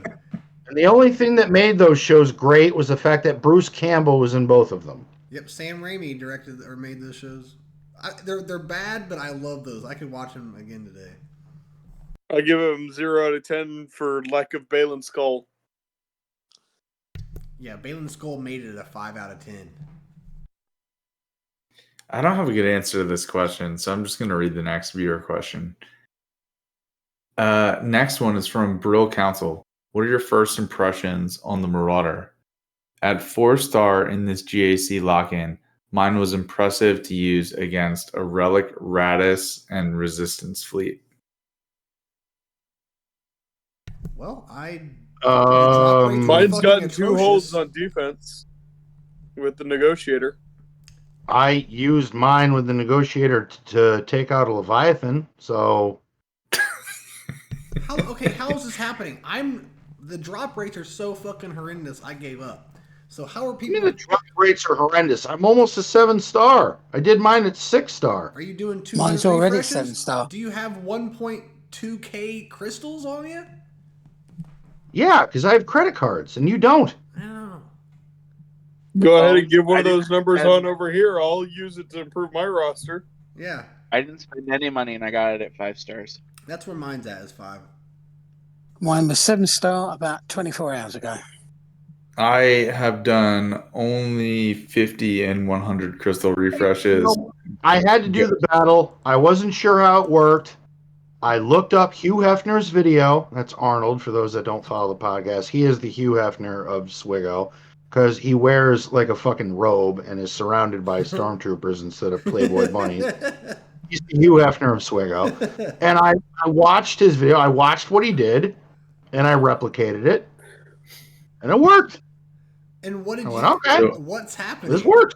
That's what I'm at. What is happening? I've done 50 and 100 crystal refreshes. I went in with 1,700 energy. I have not done any of my attempts with my refreshes today, and I'm at 13 out of 100. I'm not going to make the 7-star before the event ends, but that's okay because they have I they don't have whale or fail packs for days. So I'll just finish. I don't think you need to. Mine already ended, so So Oh, yeah. Mine's about to end here pretty soon. No, Yeah, I have like 2 hours left. and that's the thing. Yeah, I spend, but do I need to finish it? Do I really need to put it to 7? I think you should get it as close as possible, and then it's fine. I'm like 40 of 100. That's perfect. So for me, the only ship I was really determined to finish was the Defender, because that ship was crazy. So Pretty good. Yeah, for the Leviathan, yeah, those I went. I No, went. The 200. TIE Defender. Oh, okay. Iden ship. I have a question: is Marauder viable with 3 Gear 1 Bad Batch? No. No, not at all. And I know. do you know why, Bob? Uh-uh. Because you don't have your Bad Batch up to snuff. Damn, is that why?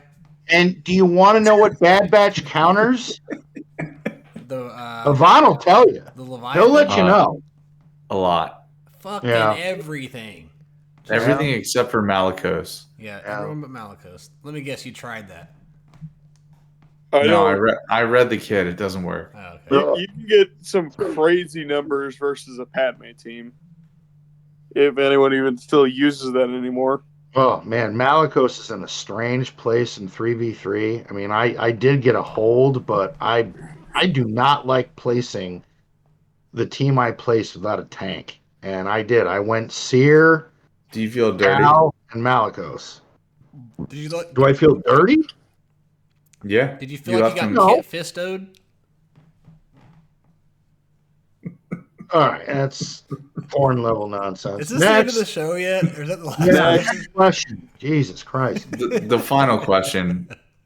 The final question from our viewers. And for those who don't know, please go into our Discord, hit the fucking button. Hit the fucking button. Ask question. Follow us, go into our Discord. Hit it. And you can post. You have to sub, you cheap bastards. Jesus.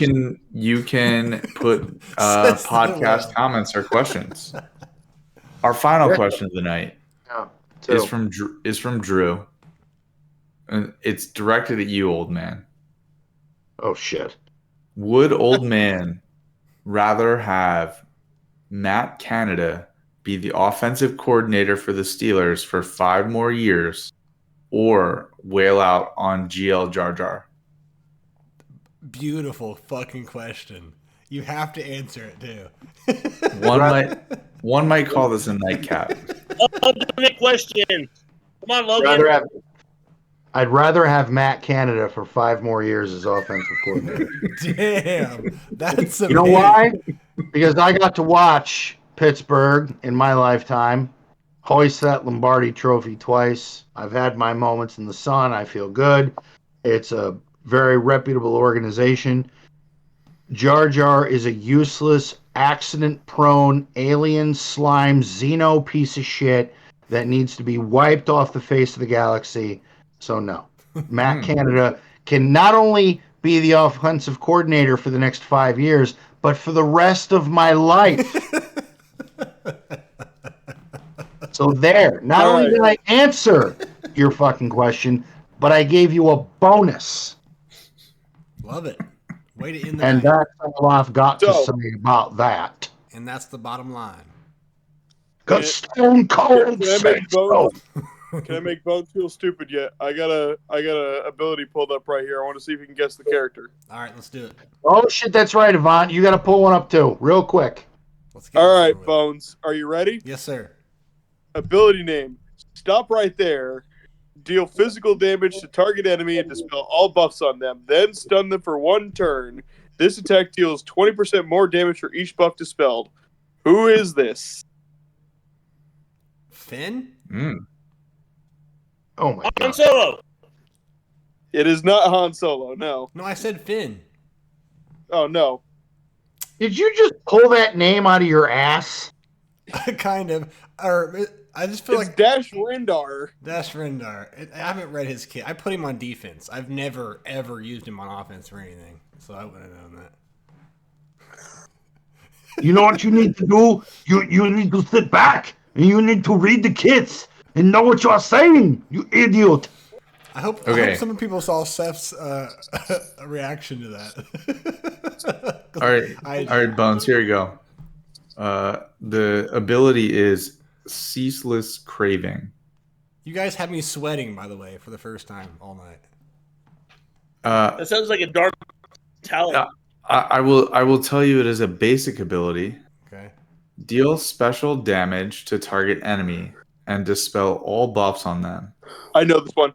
If any buffs were dispelled, reduce the cooldown of Drain Force by 1. If you don't get this, Bones, I'm never going to forgive fuck's you. sakes, dude. I will read it again. Hold on. You know what's funny is you guys even tell me the title of the abilities. I still don't know it. Do not give him the answer, chat. God, it's killing me. Let me give it to him. The ability is Ceaseless. Alvin and Tilo don't even tell each other the name of the ability. Ceaseless Craving. Deal special damage to target enemy and dispel all buffs on them. If any buffs are dispelled, reduce the cooldown of Drain Force by 1. Who has Drain Force? First, I have to know that. Yeah, this is why I love these questions. Jesus Christ, Bob. If we told you who had Drain Force, that would answer the fucking question. And it's very obvious who has We Drain Force. gotta to be keep honest, on going until he gets Is it Malik? What character would drain the force and life out of everything? Oh, Nihilus. I'm done. Nihilus? It is Darth Nihilus. Okay. I do not give you credit for that. Thank All right, you. Bob. If I get it right, I You don't- had All right, Bob. I've got one for you, and this, I swear to fucking God, dude, if you don't, the ability is called Unshackled Emotions. Deal physical damage to all enemies and inflict daze and 4 damage over time effects for two turns, which can't be resisted. I know! For each stack of Underestimated, this ability deals 2.5 more damage, and all Darkside allies gain 1% mastery stacking until the end of the encounter. Underestimated? He doesn't know. There's no way that he knows. God. You got this, Bones. You got So this. obvious! I've never even heard of Underestimated. I can't imagine Oh why. my God. What's the high ground, Bones? Okay, you said high ground, so I guess it's JMK. Oh my fucking God. Lord Vader? Lord Vader. Thank you. Right. Underestimate my power. Lord Vader. Yep. We're not giving you credit for that because you said Jedi Master Kenobi first. You And will he's try. severely flogged for that answer. Seth has one as well. All Put right. me in the gauntlet. It is called Unstoppable Force. Deal special damage to target enemy and remove 70% turn meter. If that enemy had less than 100% health, they are also stunned for 1 turn. Ayla Sakura? No. No. Say it one more time. Unstoppable Force. Deal special damage to target enemy and remove 70% turn meter. If that enemy had less than 100% health, they're also stunned for 1 turn. Who removes turn meter?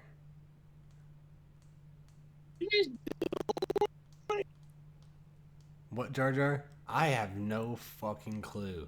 Who stuns on a basic? Not anyone stopping. Is not it a a basic? basic. It's not a basic. I have a question. Is it DACA? No, it's a special ability, and it's Grandmaster Yoda. Oh.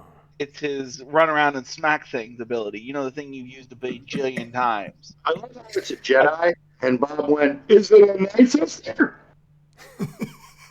All right, I got one more. Please do not disappoint me. All right. Basic ability: Jedi Assault. Deal special damage to target enemy and inflict ability block for 1 turn. This attack deals 20% more damage and has 20% more potency for each active Jedi ally.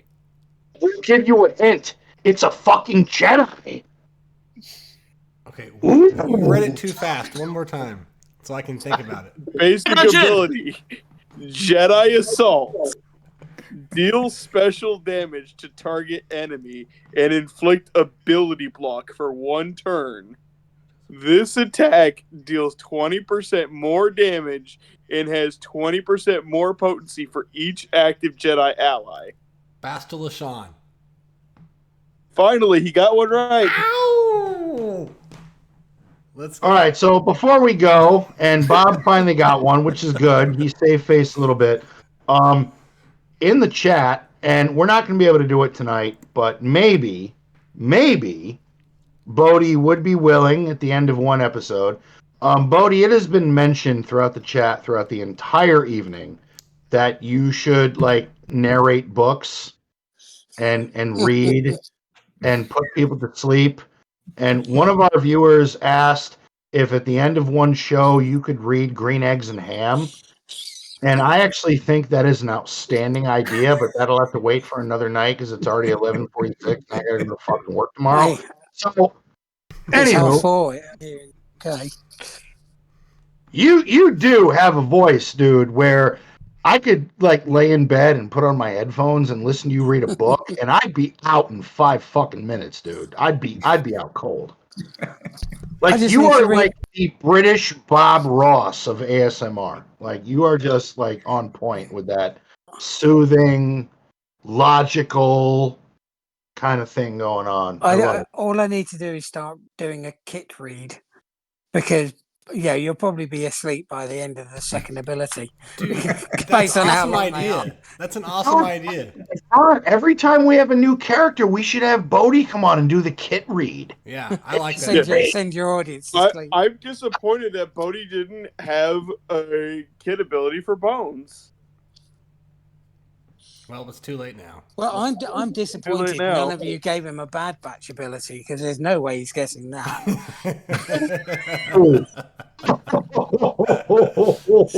I mean, last time he almost didn't guess it, and then he looked at the chat. He cheated.